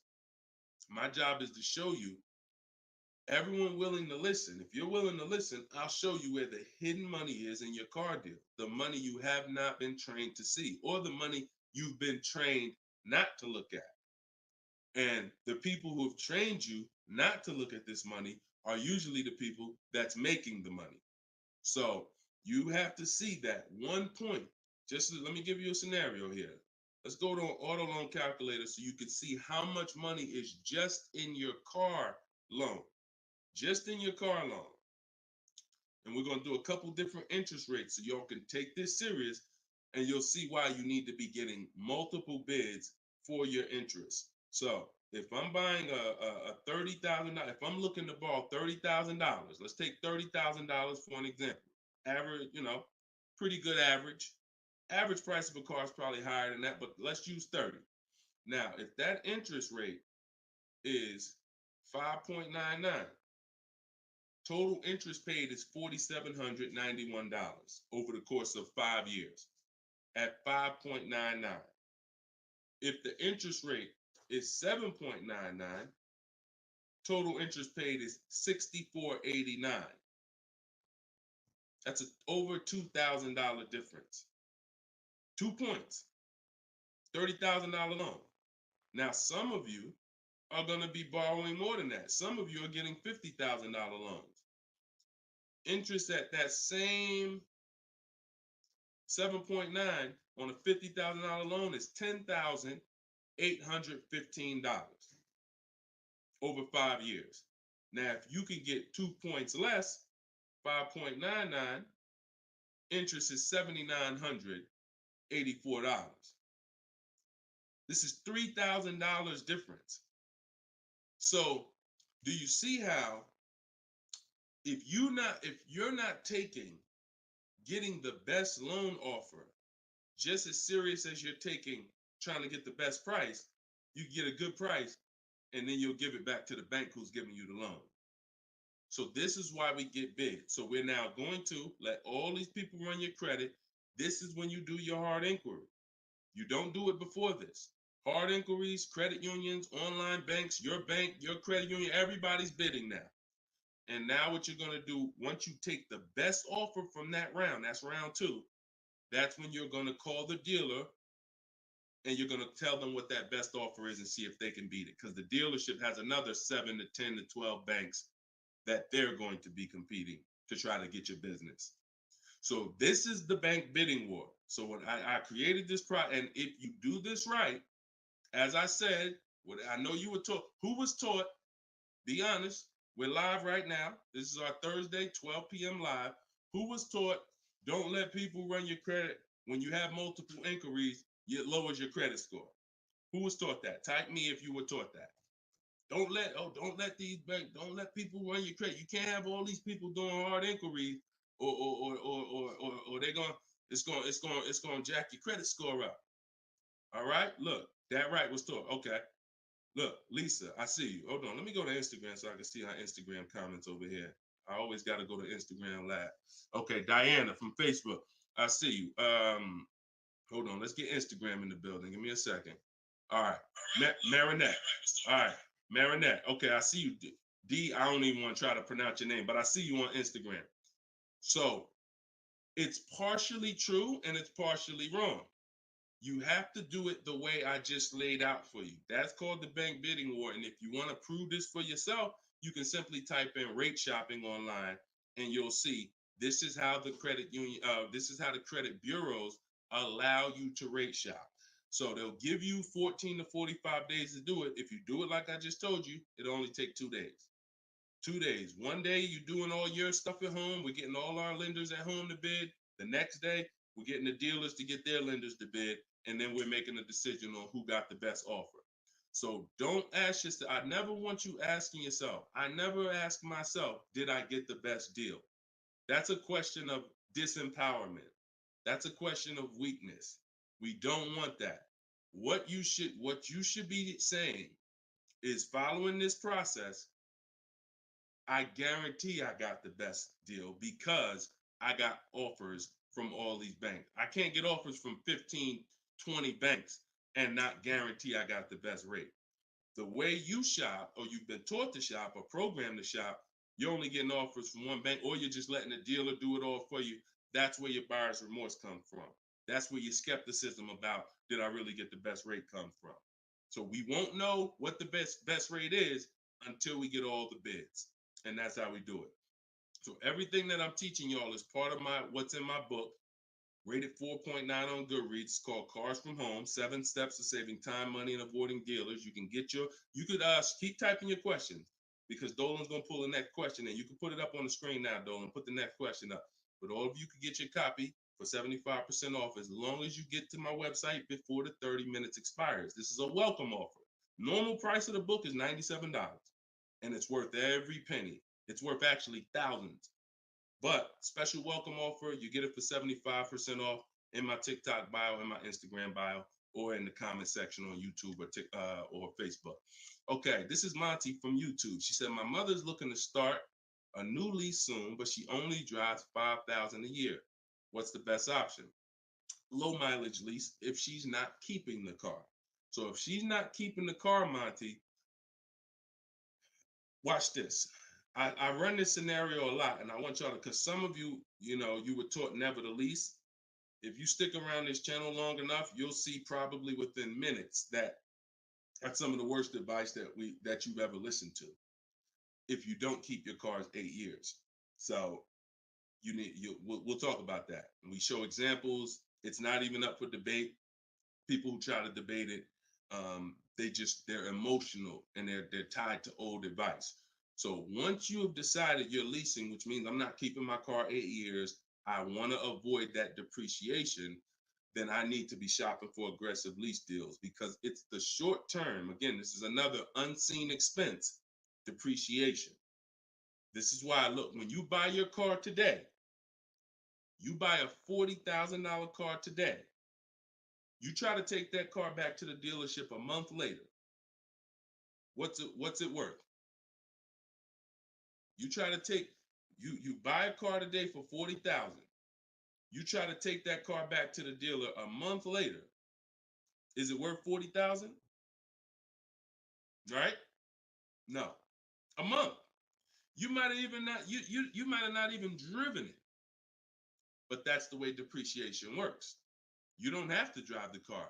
In fact, here's another scenario. You could park the car outside your house for a year. You buy it for 40,000, park it right outside your house, don't even touch it. Just start it every now and then to keep the engine running. You come back a year later, that car is not worth 40,000. It's worth probably 32.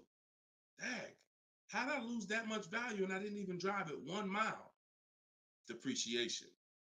That's called the unseen expense. So whenever you hear me talk about the unseen expense, it's depreciation. So your job is to find the strategies, which is what I teach, to make sure you avoid the depreciation hit.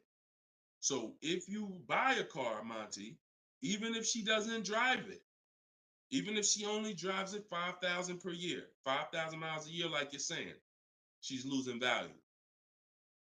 And what she's doing when she replaces the car is she's hoping she could get some of that value back that she lost. It really never happens. Who understands that when you go to trade your car in, you never get what you really thought you were going to get for the car, right? Now, I'm going to ask you a question. Everyone who has a car outside that's 10 years old or more, 10 years old or more, type me in the comments. Matter of fact, let me know how many years you've had the car. That's a better one. Type how many years you've had the car. And for those of you who just came to the show, this is our Thursday, 12 p.m. live show. We're actually live right now. This isn't a rebroadcast, although we do rebroadcast these shows throughout the day, all day, so that you can actually catch up, watch the replay. But this is our time. We're live Monday, Tuesday, Thursday, and Friday, 12 p.m. and 3 p.m. Make sure you're here. If you want to engage with us, make sure you're here. If you want to tell your friends, this is the time to be here. Okay, so we got people 11 years. Can Skin on Instagram, 11 years, 13 years. Jessica on YouTube, I see you. 6-year Jeep Wrangler. Well, I wanted to hear from people who are longer. 2018 Sakia. So, all right, 15 Tahoe. Okay, I'm talking about the people who've had a car 10 years or more.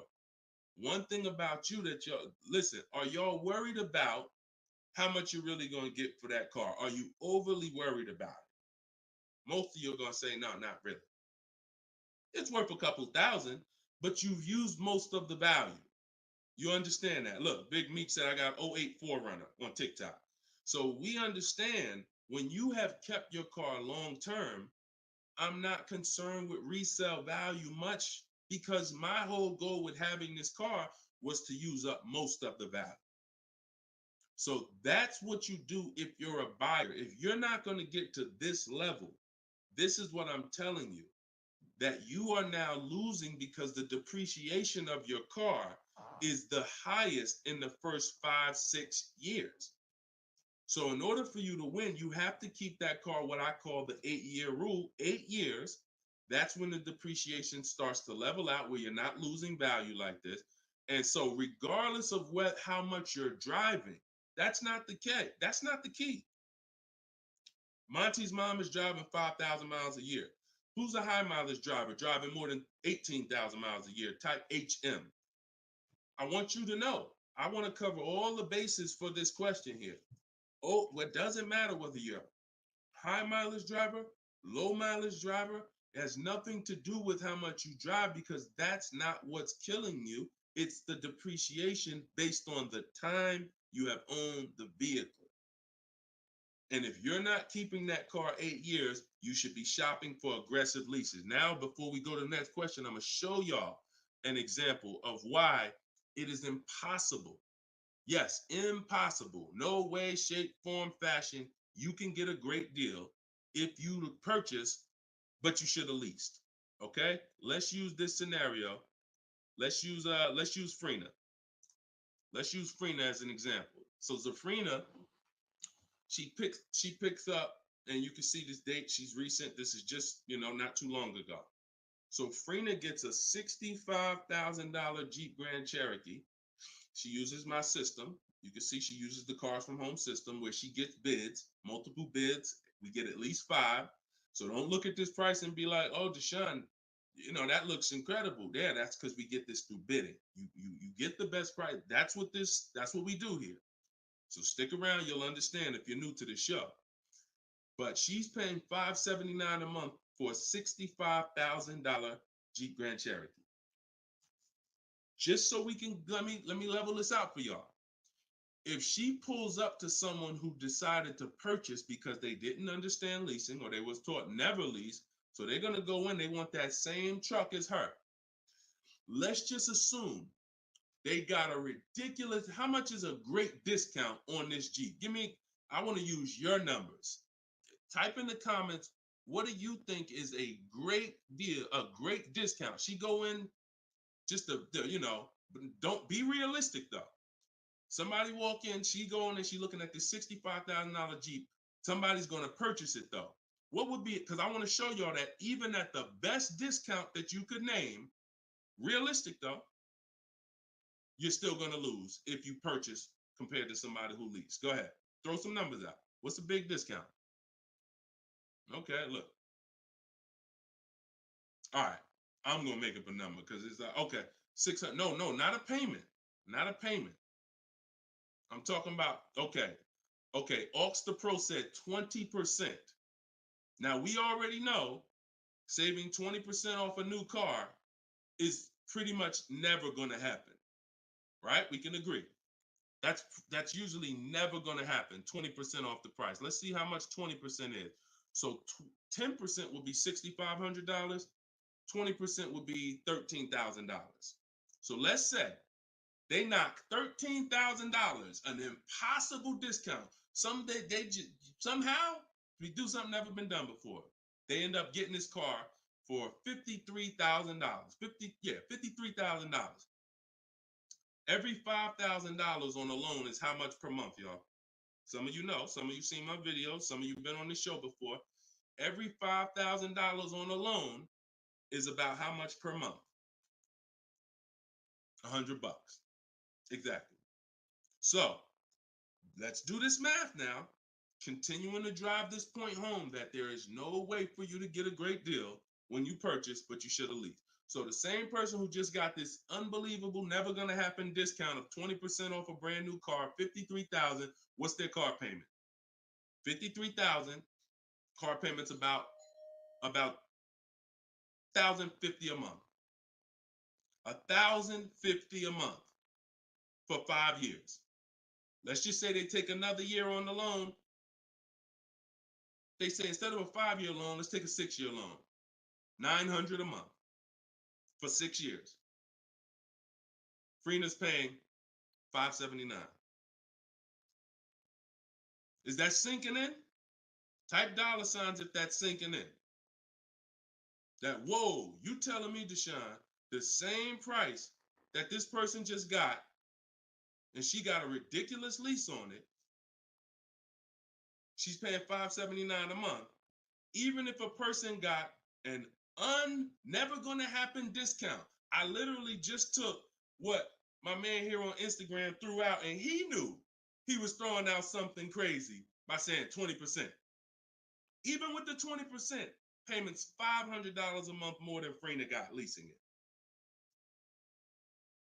Now let's do one more scenario here. One more. See, all of this is what I'm teaching. This is in my book. This is why the book is 4.9. Goodreads.com. Thank you to everybody who's reviewed the book, Cars from Home, 7 Steps to Saving Time, Money, and Avoiding Dealerships. One more scenario. Let's throw a used car in here. So we already looked at Frena's deal, brand new, great lease. Second, brand new, never gonna happen discount. Now let's throw a used one in there. Let's say somebody says, you know what? I'm looking for a hold on, I want to put that back up, Dolan. Let's keep that up because we're talking about this scenario. So please put Frena's deal back up on the screen, Dolan. Matter of fact, here I got it right in front of me. All right. So we got third scenario here. Somebody now is saying, all right, I'm gonna find that truck used though. So instead of 65, good price on a used one. Let's say we find one that's like 40% off, 3 years old. Again, I'm using extremes to show y'all. So some of you are like, Deshone, if you're using extremes and it's this different, dang, I've been overpaying by not understanding leasing. Yep. I wish I had Dave Ramsey here. I wish we could get Dave Ramsey on the show. You know, I wish he was in the audience. I wish him, you know, because unfortunately, look, shout out to Dave. I know he has the right heart, the right intentions, but he has the wrong information. He's what I call confidently incorrect. That means dangerous. You're dangerous. When you're confident and incorrect, you're dangerous to yourself and others. So now, used car. Somebody gets this car, they knock 40% off the price, and they get one for like $40,000. $65,000 truck. I got one 3 years old. I paid 40 for it. Every $5,000 we just said is about $100 a month. 40 payments, 800. You take a 6-year loan, payments 725. On a used one, we're no longer even talking apples to apples with the vehicle. On a used one, $579 Frena's paying, $725 for a 6-year loan on a used one, 3 years old, 1 year on the warranty left. Then you're on your own. $1,000 a month to buy a brand new one. See, son, you getting mad yet? Are you getting mad yet at the people who taught you not to lease? Now, who should be? Because some of you, if you just tuned in, you might be thinking, oh, Deshone, so should I only lease? No. If you are not keeping your cars 8 years, then you should only lease. Because when you buy, if you keep the car long enough, you can win. Because you're going to pay double what Frena's paying if you buy a brand new one. You're going to pay more on a used one, but eventually you pay off the car, you keep it 8, 10, 12 years. The longer you keep it, you can catch up. You're still not going to, you get what I'm saying? Because Frena's always going to have a payment. If she keeps leasing, she's always going to have a payment. But if you keep buying your cars, trading them in 5 years, trading them in 6 years, trading them in 4 years, you are no way, shape, or form even close to this. You're thousands and thousands of dollars away. There's thousands of dollars more every year coming out of your bank account than someone who understands leasing. Yeah. Tell your parents, tell your cousins, tell your brothers, tell your spouse. This is what I've been ranting about for years, trying to get you to understand. That's why I say there's no way to get a great deal if you don't understand. If your deal's on the wrong foundation, no way to get a great deal. It's impossible, no matter how much you save on the car. Okay? So yeah, we go deep on that today. Good. I'm happy we got a chance to go deep. All right. I see a lot of people typing $signs. You understand. All right, Dolan, shoot the next question up. Skinner, I see you on YouTube, man. It's real. It's real. This is what we do, man. I'm glad we gotta look. I'm the bad news first person, so don't think I gotta share the bad news first, and then but I'm also giving you the olive branch to like you can change this. You can start doing things different. You can start shopping different. You can learn how to make these people bid. So go ahead, shoot the next question up, Dolan. Let's keep them coming. We're Thursday. We're live right now, y'all. So if you just jumped on the show, this is our live 12 p.m. show. Type your questions, and can y'all tap the screen on TikTok? Can we shoot those likes up?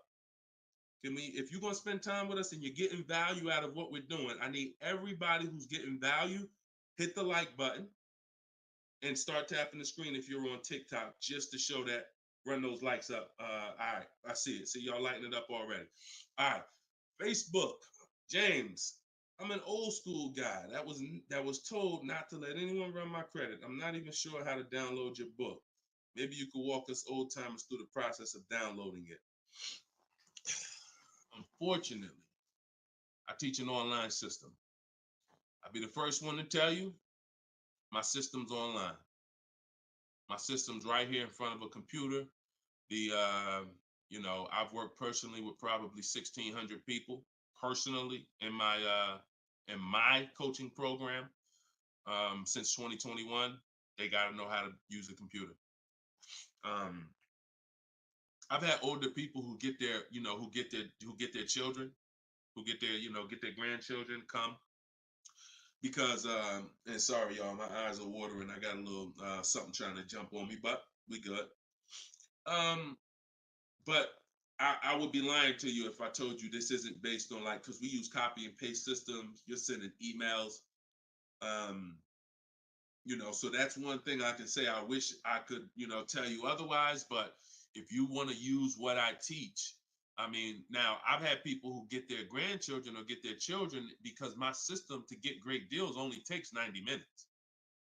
It only takes 90 minutes. That's why when you go to the page and you see my book, a lot of you are going to see the first thing I say on my website is this will teach you how to get below market deals in as quick as 48 hours. And the time you're putting in to get those deals is probably going to be about 90 minutes once you learn, as I walk you through my 7-step process. But you got to know how to use a computer. So I'm just being real with you. Like, I wouldn't tell you to get the book if you're not comfortable sending emails, copying and pasting, because it is an online system. So I would tell you, call one of your family members who's computer savvy. Tell them, hey, get this book, work this for me, help granddad out, help dad out. And not only are you helping yourself, but they'll now have a skill so that they can learn, so that they're now making dealers bid and they're at home. That's just me being as honest as possible with you. All right. Great question, though. Great concern. Skinner, what's up, my man? Skinner from YouTube. Deshone, what are the banks necessarily looking for different from what the dealership is? Banks want to lend. So think about where you're at right now. Skinner from YouTube just asked, so what is the banks necessarily looking for different than the dealerships? Banks, there's more banks around us that would want to lend us money to buy a car than we know about. So wherever your zip code is, the reason why I want you using the bank bidding war, which I laid out at the beginning of the show, if you just jumped on, you want to go to YouTube, you want to watch the beginning of episode 6, and I break down the bank bidding war. If you don't have my book, if you have my book, then you know the bank bidding war. Now, it's about letting the people who want to bid, because the dealers, here's the difference. It's your positioning. When a dealer knows you don't have any leverage, you haven't shopped bank offers, you're basically waiting for them to tell you what their bank said. Here's usually the conversation. What is the most interest? What is the highest rate you think they'll take? What is the highest rate that we can actually get them? And it might be 6.2, but at 6.2, we make some nice money on the loan. But that's not the best I could do. But I'm not going to give them the best I could do, because what sense does that make? I'm going to give you the most you're willing to pay. So if I go out and say, look, we got you 6.2, your payment's this. If you don't fight them, then that's what's going to happen. But when you have offers, now what you're doing is calling them and saying, look, I got 5.79 from my credit union, or 5.79 from this online bank. If you could beat it, then I'll give you the business. Not only does this make for a good relationship because you're giving them the opportunity versus saying, oh, I'm not letting you get the opportunity. This person has 7, 10 banks. You give them an opportunity, and this is how you guarantee the best rate. So it's not about they're looking for anything different. It's about positioning yourself so that the dealer is now trying to beat the rate you got versus what I just laid out 60 seconds ago when you don't have a rate in the conversation they're having. Leverage. Leverage. All right, that's the difference. One gives you major leverage to guarantee you're getting the best offer. One, you have no leverage, and so there's no guarantee. And you'll always drive wondering, man, could I have gotten a lower interest rate? That'll always be in the back of your mind. So we want to eliminate that. All right, great question, Skinner. Go ahead, Dolan. Next one. I don't see too many questions coming in on Instagram. Instagram, where y'all at with your questions today? We getting questions from TikTok. I see a lot of them. Let's go. Oh, there's one. Okay, Body by Michelle. When buying a luxury car with cash, when should I let the salesperson know? Okay. The process of what we teach doesn't change doesn't matter what you're buying. We've had people get Maseratis, get high performance BMWs. I know this works because bidding just works. So the first thing you have to do, Michelle, is realize I need to get at least 5 offers, because we're so concerned with how we're going to pay for the car that we're not thinking about which dealer is going to sell us the car for the lowest amount. Now, some of you may have been taught every dealer has the same price. I got this clue when people started saying things like Nissan doesn't have good deals. Hyundai, the deal on the Hyundais right now are terrible. That's either coming from 2 things and they're both wrong that I want you to stop today.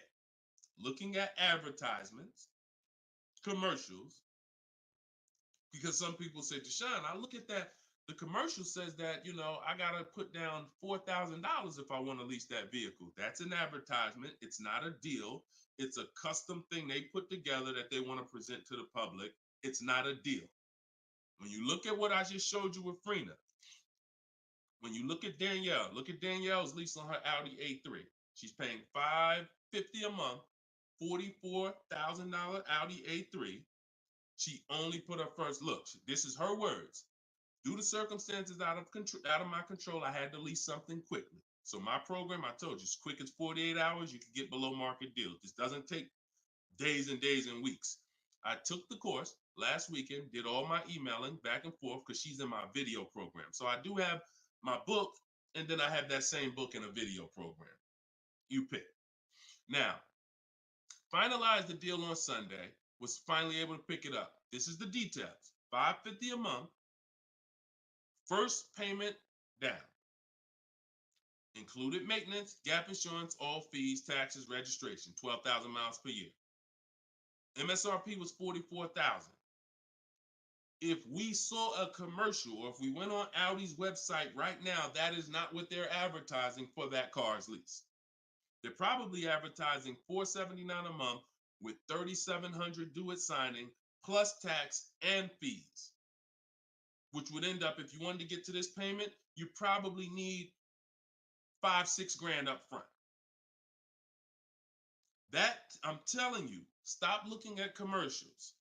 Those are not deals. We don't look at commercials to dictate what the deal's going to be. Nothing that I'm ever going to show y'all that people are learning from me is ever going to match a commercial. Second thing that people might be looking at when it comes to what they deem they can get for a car is going into one dealer. That's it. Going to one dealer. What's the price? Oh, wow, that seems high. That's higher than I thought it was going to be. And leaving saying, oh, man, Nissan don't got no good deals this month. No, that Nissan dealer doesn't have good deals. And again, you have no leverage. So the first thing I want you to think about, Michelle, is changing the way you shop so that you can forget about how you're going to pay for the vehicle. First paramount thing is to make sure that I'm getting 5 offers, because we've done the statistics. I got people all around the country shopping that report to me. 80% of dealers are overpriced. I'm telling you numbers that I don't want you to ever forget. 80%. That means out of 100 dealers, 80 are overpriced. 20 are the great prices. So you're not going to walk into a dealer and get a great price, because you have more of a shot of walking into an 80% dealer than you do a 20%. So you stay at home. You could do it my way, which is in my book, totally online. You use my scripts, use my templates, they're copy and paste. Or if you want to do it your way, you can call around and get several quotes. But you need to get at least 5, because you're going to be amazed how different the quotes are. One dealer's charging $550, another dealer's charging this, another dealer's charging this. Hey, that's a $5,000 difference. That's the way it should be. That's the way it should be. Okay, so that's what you focus on, Michelle. Forget it. If you're going to pay cash, keep that in the background. People walk into a dealership all the time. You see it on internet. They make videos about it. Oh, I'm walking in, man, about to get this Lamborghini. Yeah, I want that black one right there. Boom. All right, write him up. Let's get him out of here as fast as possible before he realizes what he needs to ask. Okay, and he don't want to look like he's negotiating. You're going to overpay all the time. People celebrate the cars, but they overpaying for them. So don't focus on how I'm getting the car. Focus on, let me get these offers so I can make sure I get the best price. Once I get the best price, here's the cash. Okay? Great question. Shoot the next one up, Dolan. We're live, y'all. This is our Thursday, 12 p.m. show. We'll be live for about an hour. So we're going to try to get through as many questions as possible, but I don't like to give short answers. And for those of you who like to shine, I want all the answers in one spot. That's in my new book. It's a digital book. It's called Cars from Home, 7 Steps to Saving Time, Money, and Avoiding Dealers. And you can get yours, have everything I teach in one spot. If you get the 75% off price, it's $24. It'll be in your inbox in 5 minutes. You can get it in my TikTok bio. You can get it in my Instagram bio, or on Facebook, YouTube. We got a link in the comment section for you that you can get your copy at 75% off. But it's only for 30 minutes. Once the timer expires, it does go back up to the $97 price. Okay, YouTube, Hanako. Sorry, hold on. Eyes water, I'm sorry. All right, YouTube, Hanako. What if you guess incorrectly on what your yearly mileage will be for a lease? Can you renegotiate your lease if you will go over the mileage? So some brands will let you buy mileage before the lease ends.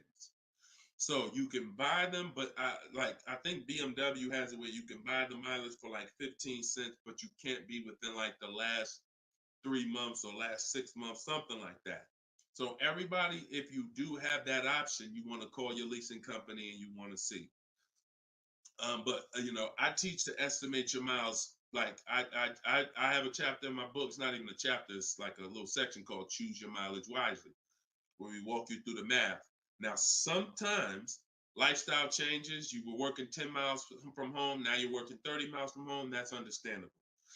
What I like to do is we always do an equity assessment. Who has a lease, but you didn't know you could sell leases? Type of question mark. If you did not know that you could sell a lease, I want you to type a question mark in the comments, because you need to get familiar, and every one of you who are going to be replacing your cars, whether you own it, lease it, anything, you need to get familiar with what we call an equity assessment.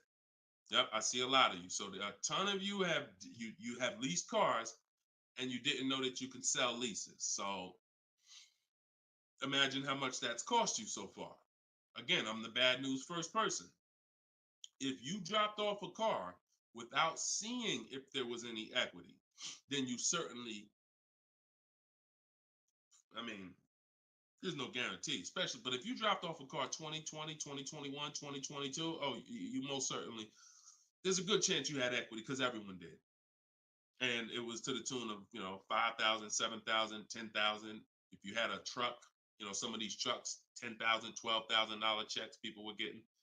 Now those big checks are over because that was a limited inventory thing where resale values were so high. Almost everyone had equity.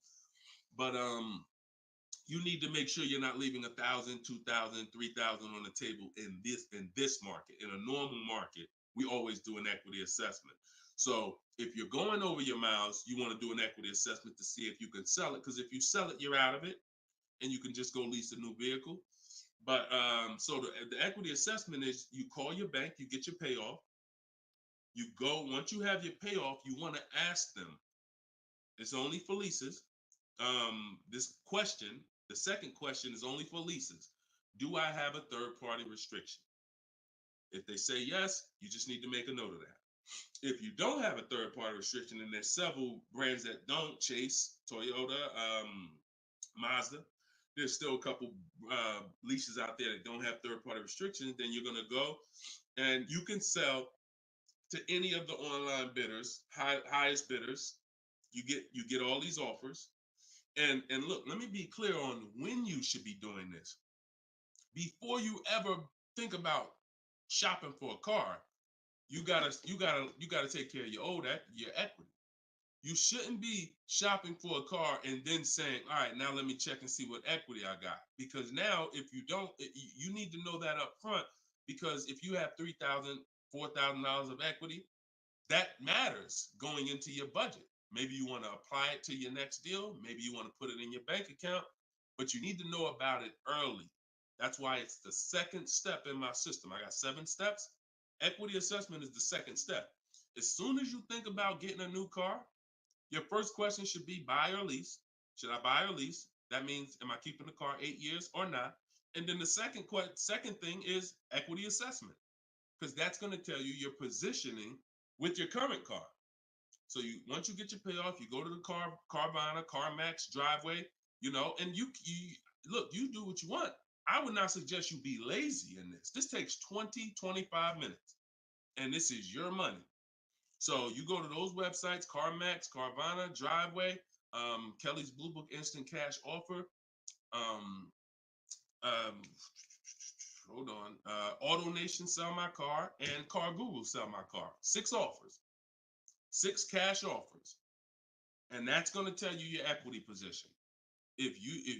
That's once you know that, because some of you are going to do that and find out you got negative equity.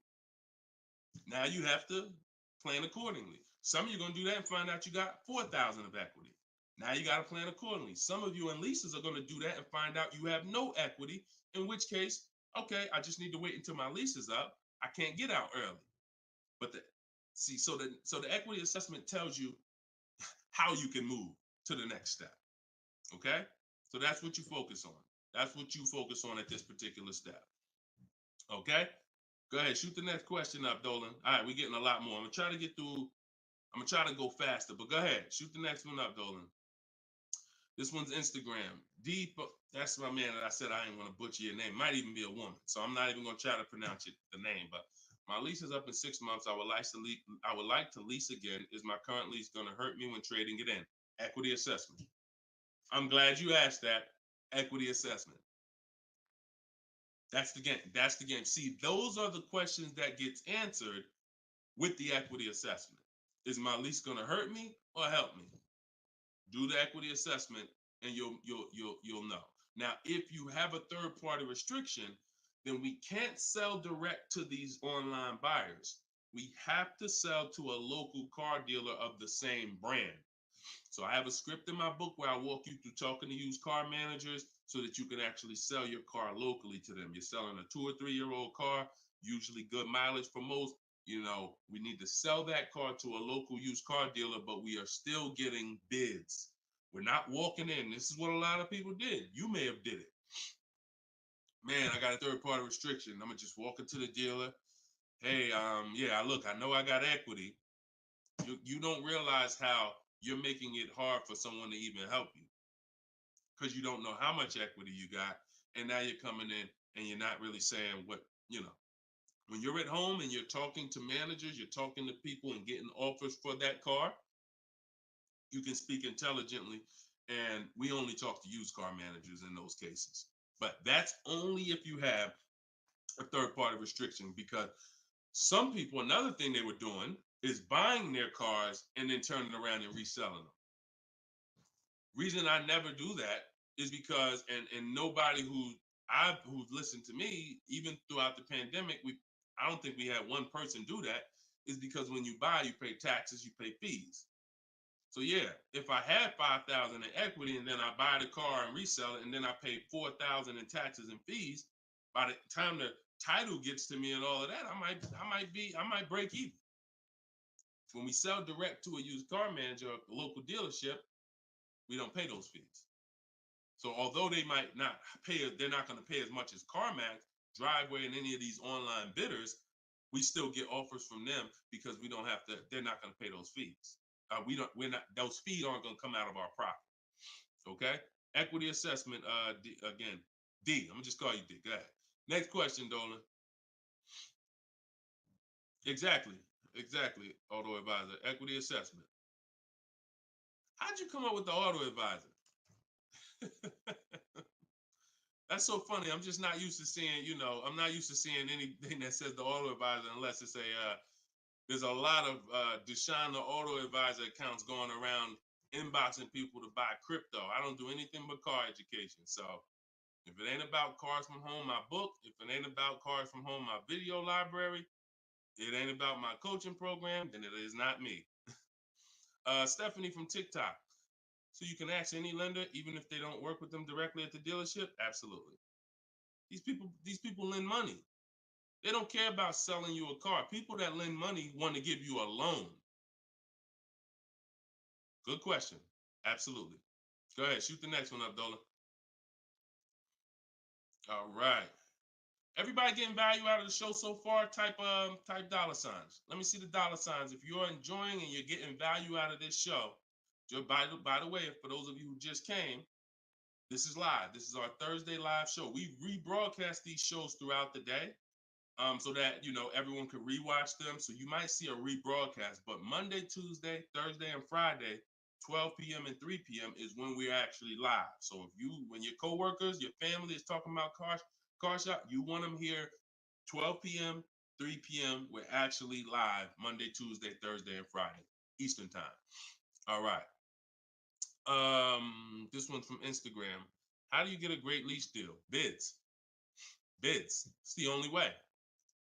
Because all right, so I'm gonna give you an example of how not getting bids will actually deceive you, and you could possibly think you got a great lease deal. So this is Charles. He got a Palisade. Palisade is probably one of the top 5.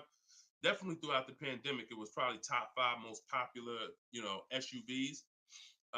People were overpaying, and I don't want to, I don't, you might have one. And, unfortunately, a lot of people overpaid for these, and they're still overpaying for them. So he reached out to 3,500 dealers. Now he used my system. So this probably took him about 25 minutes. I have something in my book. My strategy is called the 25 to 5. What that is we're connecting with 25 dealers online. And our goal is to get 5 offers. Because if you want to show earlier, I told you 80% of dealers are overpriced.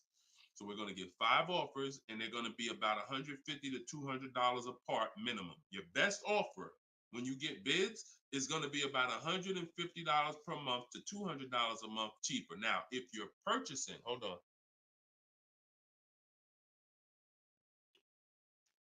All right. Now, if you're purchasing, you're going to see, for those of you who are buying new cars, because we have several people that do that, you're going to see that there's about a $5,000 difference minimum between your best offer and your worst offer. So let's say I was buying this Palisade.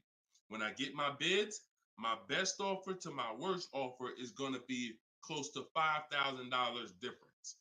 That's when you know you're doing it right. because we get below market car deals. Some people get market value car deals. Some people pay above market value car deals. Depends on the skills they have. So he got bids. He did this, used my system. Took him probably 30 minutes to reach out to 35 dealers, maybe 25 minutes. And he got 10 quotes. Offers range from 1.23 to 1.66. Now, that's what that's what I'm telling you. The 1.26 lease that he ended up getting a 1.23 because we always send a counter offer. I have a calculator in my book where you put it in. We must send a calculator. We must send a calculator. We must send a counter offer. So he ended up closing the deal at 1.23, all online. Never spoke to the dealer until he was ready to lock up the deal. But see the difference, 1.23 to 1.66. That means he's looking at offers. His best offer was $597 on a $48,000 Hyundai Palisade. His worst offer at 1.66, that same 1.66 divided into 48,500. Hold on. 1.66 times 48,500 would be about 700, 900, call it $800. So he's getting offers. That's when you know you've done it right. So to answer your question, Tobo, how do you get great lease deals? Bids. It's the only way. It's the only way. So his best offer is $597. The worst offer he saw out of all of them, he got 10 of them, was $800. Same vehicle. 80% of dealers are overpriced. Okay? Must get bids if you want to get deals like this. Only way. All right? Shoot the next one up. Now, look, hold on real quick. I want to say one more quick thing. Until you get bids and you have enough bids, you might think you got the best deal, but you just don't know what the best deal is. See, you're going off your gut. If you're going off your gut, look at Kimberly. Kimberly saved $20,000 on her Maserati. It's a $91,000 vehicle. She posted, the one she ended up getting was 91 because a dealer near her ended up beating this offer she had, but it was an $86,961 Maserati. They offered it to her for $66,261. So they're taking 20 grand off. But she had offers that were 10 grand off. She had offers that was 12 grand and 8 grand. And if she would have tried to assume, well, damn, 8,000, that feels good. I mean, shoot, brand new Maserati, taking 8,000 off. That gotta be a deal. See how much money she would have left on the table? See how much money she would have left on the table? So we cannot assume. We get multiple offers. We look at the lowest one. That's how we guarantee. All right? Go ahead. Shoot the next one up, Dolan. Great questions today. Great questions. Let's go. All right. We got Emo on YouTube. I test drove I'm test driving an MDX soon. Okay. I test drove an MDX as soon as we finished. They tried to get me to run my credit. I told them I'm shopping dealerships, didn't like it, so the manager came in the office and tried it. No again. 100%. You look, y'all. If you don't have a plan, you're under someone else's plan. You follow me? I'm gonna say that again. If you got a light bulb emoji, type a light bulb emoji, type a gym emoji. Remember this. If anytime you don't have a plan, you will be subject to someone who has a plan. And there's nobody that has a plan like car salespeople. We know what we're doing. We are not trained in much. We're not trained in finance like we should be. We're not trained in buying versus leasing like we should be. We're not trained in resale values like we should be. We're not trained in insurance products like we should be. There's more insurances to consider with a car than there is a house. Kid you not. Extended warranty, that's an insurance policy. You might use it, you might not. Tire and wheel, that's an insurance policy. Gap insurance. You have auto insurance. There's multiple insurances that you need to consider in this business, when you're buying a car, when you're leasing a car. We're not trained in none of that like we should be. But what we are trained in is how to make sure we have enough information to sell you what we want to sell you. And so if you don't have, and the people with the least integrity, they are certainly going to try to pin you down with the credit check. Can't give you a credit. I can't give you a quote without your credit. Come in. I need you to be here. When can you come? First question they ask, you all right? Who's getting phone calls from dealers right now? Raise your hand and type me if you're getting phone calls from dealers right now for any reason. Bring your car in early. Hey, your lease is almost up. Hey, I saw that we can get you in a new car. We can keep your payment the same. Look, nobody's business. If you're getting phone calls from dealers right now, type me in the comment. Look, Skinner said they blowing me up. So understand the reason why they're doing that is because they want to pin you down. It's just come on in. When can you come in? When I can come in, I get you to talk. Numbers in here, it means you're pinned down. You cannot do this. You're losing all your leverage. So that's why I'm telling you, you're going to shop with a plan if you're following what I'm telling you, if you're following what I teach. Some of you have my book already. Shout out to those who have my book. We're rated 4.9 on Goodreads.com. Appreciate everybody who's reviewed the book. You can get yours for 75% off. It's normally $97, but in my TikTok bio, 30 minutes only, you can get it for 75% off. Instagram bio is $24 if you get the deal in the comment section. But you must have a plan because they have a plan and you don't know who you're dealing with. So that's all I can tell you. But I'm glad you stuck to the guns. Even under the pressure, you didn't let them run your credit. You stuck to the guns. Way to go. All right, go ahead, Dolan. This one's from TikTok. Better to buy used or new? Planning to keep longer than 8 years. Thank you for all that information. Let me know you understand the 8-year rule. I appreciate you. That's a matter of, okay, so if I'm buying to keep more than 8 years, right? Only question between new or used is a question of budget.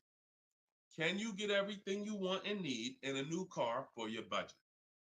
Once you get all your bids, can you get all those bids? Is the best bid that's going to win your business on a new car in your budget comfortably, then get a new car. But now some of you can't afford a new car that covers all your needs. Needs are the most important thing you need to think about. You need to know the difference between wants and needs. Needs is, I got 3 children, I need a third row. Need is, I drive on the highway a lot, I need a car that has good acceleration. That's needs. Needs are things where if you don't get them, you're not going to like the car, you're going to trade it in because it's not doing the basic things you need it to do. That's needs. Wants is, I like to have the sunroof. I don't need it though. But if I can get it in my budget, I'll take it. I like to have this. I like to have that. These are wants. You got to know the difference. Unless your budget can buy everything. But if you can't get everything you want and need in a new car for your budget, then we go used. But if you get everything you want, there's plenty of people who are like, you know what, Deshone, I am a long-term person. I'm keeping more than 8 years. I could afford both. I only get a car every, only once a decade. I want to get a new one. That's fine. And some of you are like, you know what? I really want to go with even more value. So I'm gonna look to get a pre-owned one, not 30% off the price, 20% off the price, 40% off the price. That's fine too. There's no right or wrong there. Just go through it and pick the one that works for you. Great question. Okay. And now I haven't told you, while you putting the next question up, Dolan, my process for shopping for new cars and leases is totally different than the process we teach on shopping for used cars. It's entirely different. One is called the 25 to 5, where we're reaching out to 25 dealers online, connecting with them, looking to get 5 offers. The other one is the multiple marketplace strategy, where we're on all the online marketplaces where used cars are, and we're narrowing down. We're looking at the used car market, the low prices. We're turning on alerts on our phone so we get notified whenever there's a new car that pops up. Totally different process. Both are online. But with a used car, we cannot do 100% of our transaction online. Sometimes with new cars, we've had people who never left their house. They just went to test drive the car and everything was done online and the dealer delivered the car to them. That's fine because it's a new car. No one drove it. With a used car, we must test drive. So we can only do about 90% of our process with used cars online. 10% has to be in the dealer. Okay. Miss Dollface on Instagram. When is the best time of the month to purchase a car? There is no best time. And I'm gonna tell you why. I know you probably what's the time that you've been taught? I want to hear from you. Like go to your keyboard right now. What is the time that you've been taught is best during the month to buy a car? And we got a bunch of people on here, a bunch of different people. Tell me the time that you've been taught is the best time to buy.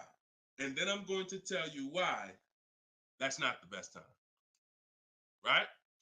And I know what everybody's going to say. We all going to say the same thing because we were all taught. Well, now I can't say we because I was in the business. Exactly, HBD, end of the month. Cherie said November. Tothi on Instagram, end of the month. Look, Skinner, around the holidays. So your answer, Skinner, was about the same as Sharice. November, coming into the holidays. Now, I want you to picture any other business because what I'm trying to get you to see is that you are taught, programmed to shop for cars different than you shop for everything else in life. Everything else in life. Because if you had a business where every single time at the end of the month, just dozens and dozens of people just came into your store because that's what the marketing did. Are you more, and let's really use some real terms here. Are you more desperate to sell something when the store is packed? Or are you more desperate to sell something when the store is empty? See, I want to tell you a story. If I could get you to continue to keep these stories in mind, it'll answer your questions. Now, obviously, everything's in my book. Some of you have my book and you understand all of this is laid out for you. But even as you're listening, I want you to grasp concepts that you're going to see. Are you more desperate to sell something when the place is exactly, Toothy, when the place is empty? Place is empty. If I got a store and I haven't opened up that register all day long, it's daggone 5 p.m. I haven't seen one customer. I'm desperate. But if the store is packed, man, I ain't thinking, what are we giving deals for? You know what I'm saying? What are we giving deals for? The place is packed. We're not desperate. So the marketing is great. The marketing makes you think, oh, end of the month, we're getting the best deals here. There's clowns up here. They got daggone balloons. They got the guy outside with the arms blowing. They got signs everywhere. This is what the place is a carnival. Why do we need to give away these cars? No. You don't want to be sitting next to somebody and Jim drives off with a car and Jim, all right, man, have a good one, man. Yeah, you here too, man. We was here the same time. Great. Yeah, man, I'm going. And you sitting there and you going to say no to a deal. Salesman looking at you like, hey, look, do you want it or not? Because, we're real busy. It's people waiting in line. Do you let me know? So it's the pressure. It's the like. So I say that to say what you've been taught, the holidays, the end of the year, sounds good, but you're much more likely to get a deal when there's no one in the showroom. The 10th of the month, the 2nd of the month, place is dead. And I like to make sure you're positioned. So what I teach is something you need to have 2 dates in mind. 2 dates. Every time you're shopping for a car, I teach you need to know these 2 dates. The as soon as date and the no later than date. The as soon as date is the soonest you can buy a car. Soon as you can buy a car, as soon as date. You're not in the market until your as soon as date is today. Step 5 in my process, my 7-step process is in the market, getting offers. I can buy something today. That's my as soon as date. My no later than date is my deadline. Now you have to know these 2 because the time in between is your leverage. So let's just say my as soon as date is today. I can start looking at offers. But my no later than date, I got 2 months. 2 months. I need to have a car by this time, 2 months from now. That's my deadline. I got all that time in between to say no. I got all that time in between that when I'm contacting dealers, when I'm looking at inventory, I can look at trends. I can see are the prices dropping. I can have alerts on my phone, getting access to the new inventory. This is our process.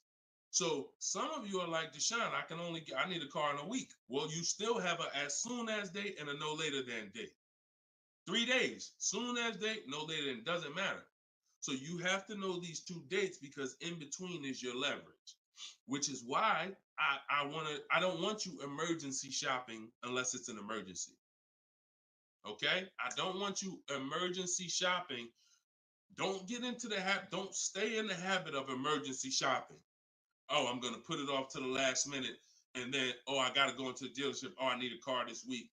All of that is working against you. Now, if you can still get, in fact, when you go to my website for my book, you'll see it says below market deals in as quick as 48 hours. But the more time you have, the more time you have to say no. Programs change every month. You see deals change, lease programs change, rebates change. And so when you have inventory changes, so if you're looking for a black or blue car, all these dealers don't have one right now, but they got one coming next month. You can, that's fair game for you because you have time. So these are all the benefits of getting in the market 3 months early and learning how to look at the deals. If there's a great deal now, we jump on it. If there's not, okay, I'll look next month. And that's what I did when I got my mother's lease on her Mazda CX-5. October, I was looking at the deals. I didn't like them. Got all my offers. I said I didn't like them. Now, the great thing is I made contact with all these dealers. So they know. Now I'm following up next month. Hey, just checking in. How's the deals looking for this month? November, didn't like them. 3rd month, December, got the deal I liked. Wrapped it up. So don't always think time is an asset. Time is an asset. Now, if it's an emergency, that's fine. We got to get a below market deal. We only got a week to do it. That's fine. You better have a strategy. But if you have the luxury of time, we use that to our advantage. So I wouldn't say there's a best time of the month to purchase a car. But if you're in the market and you're positioned, here's another thing you're positioned for. Every now and then we come into the dealership. When I was at Mercedes, when I was with General Motors, it happens all the time throughout the year. It could happen on the 10th of the month. It could happen on the 12th of the month. It could happen on the 8th. We don't know when this is going to happen, but this is the conversation I'm about to give you, a behind the scenes look of exactly what happens and why I want you to be positioned.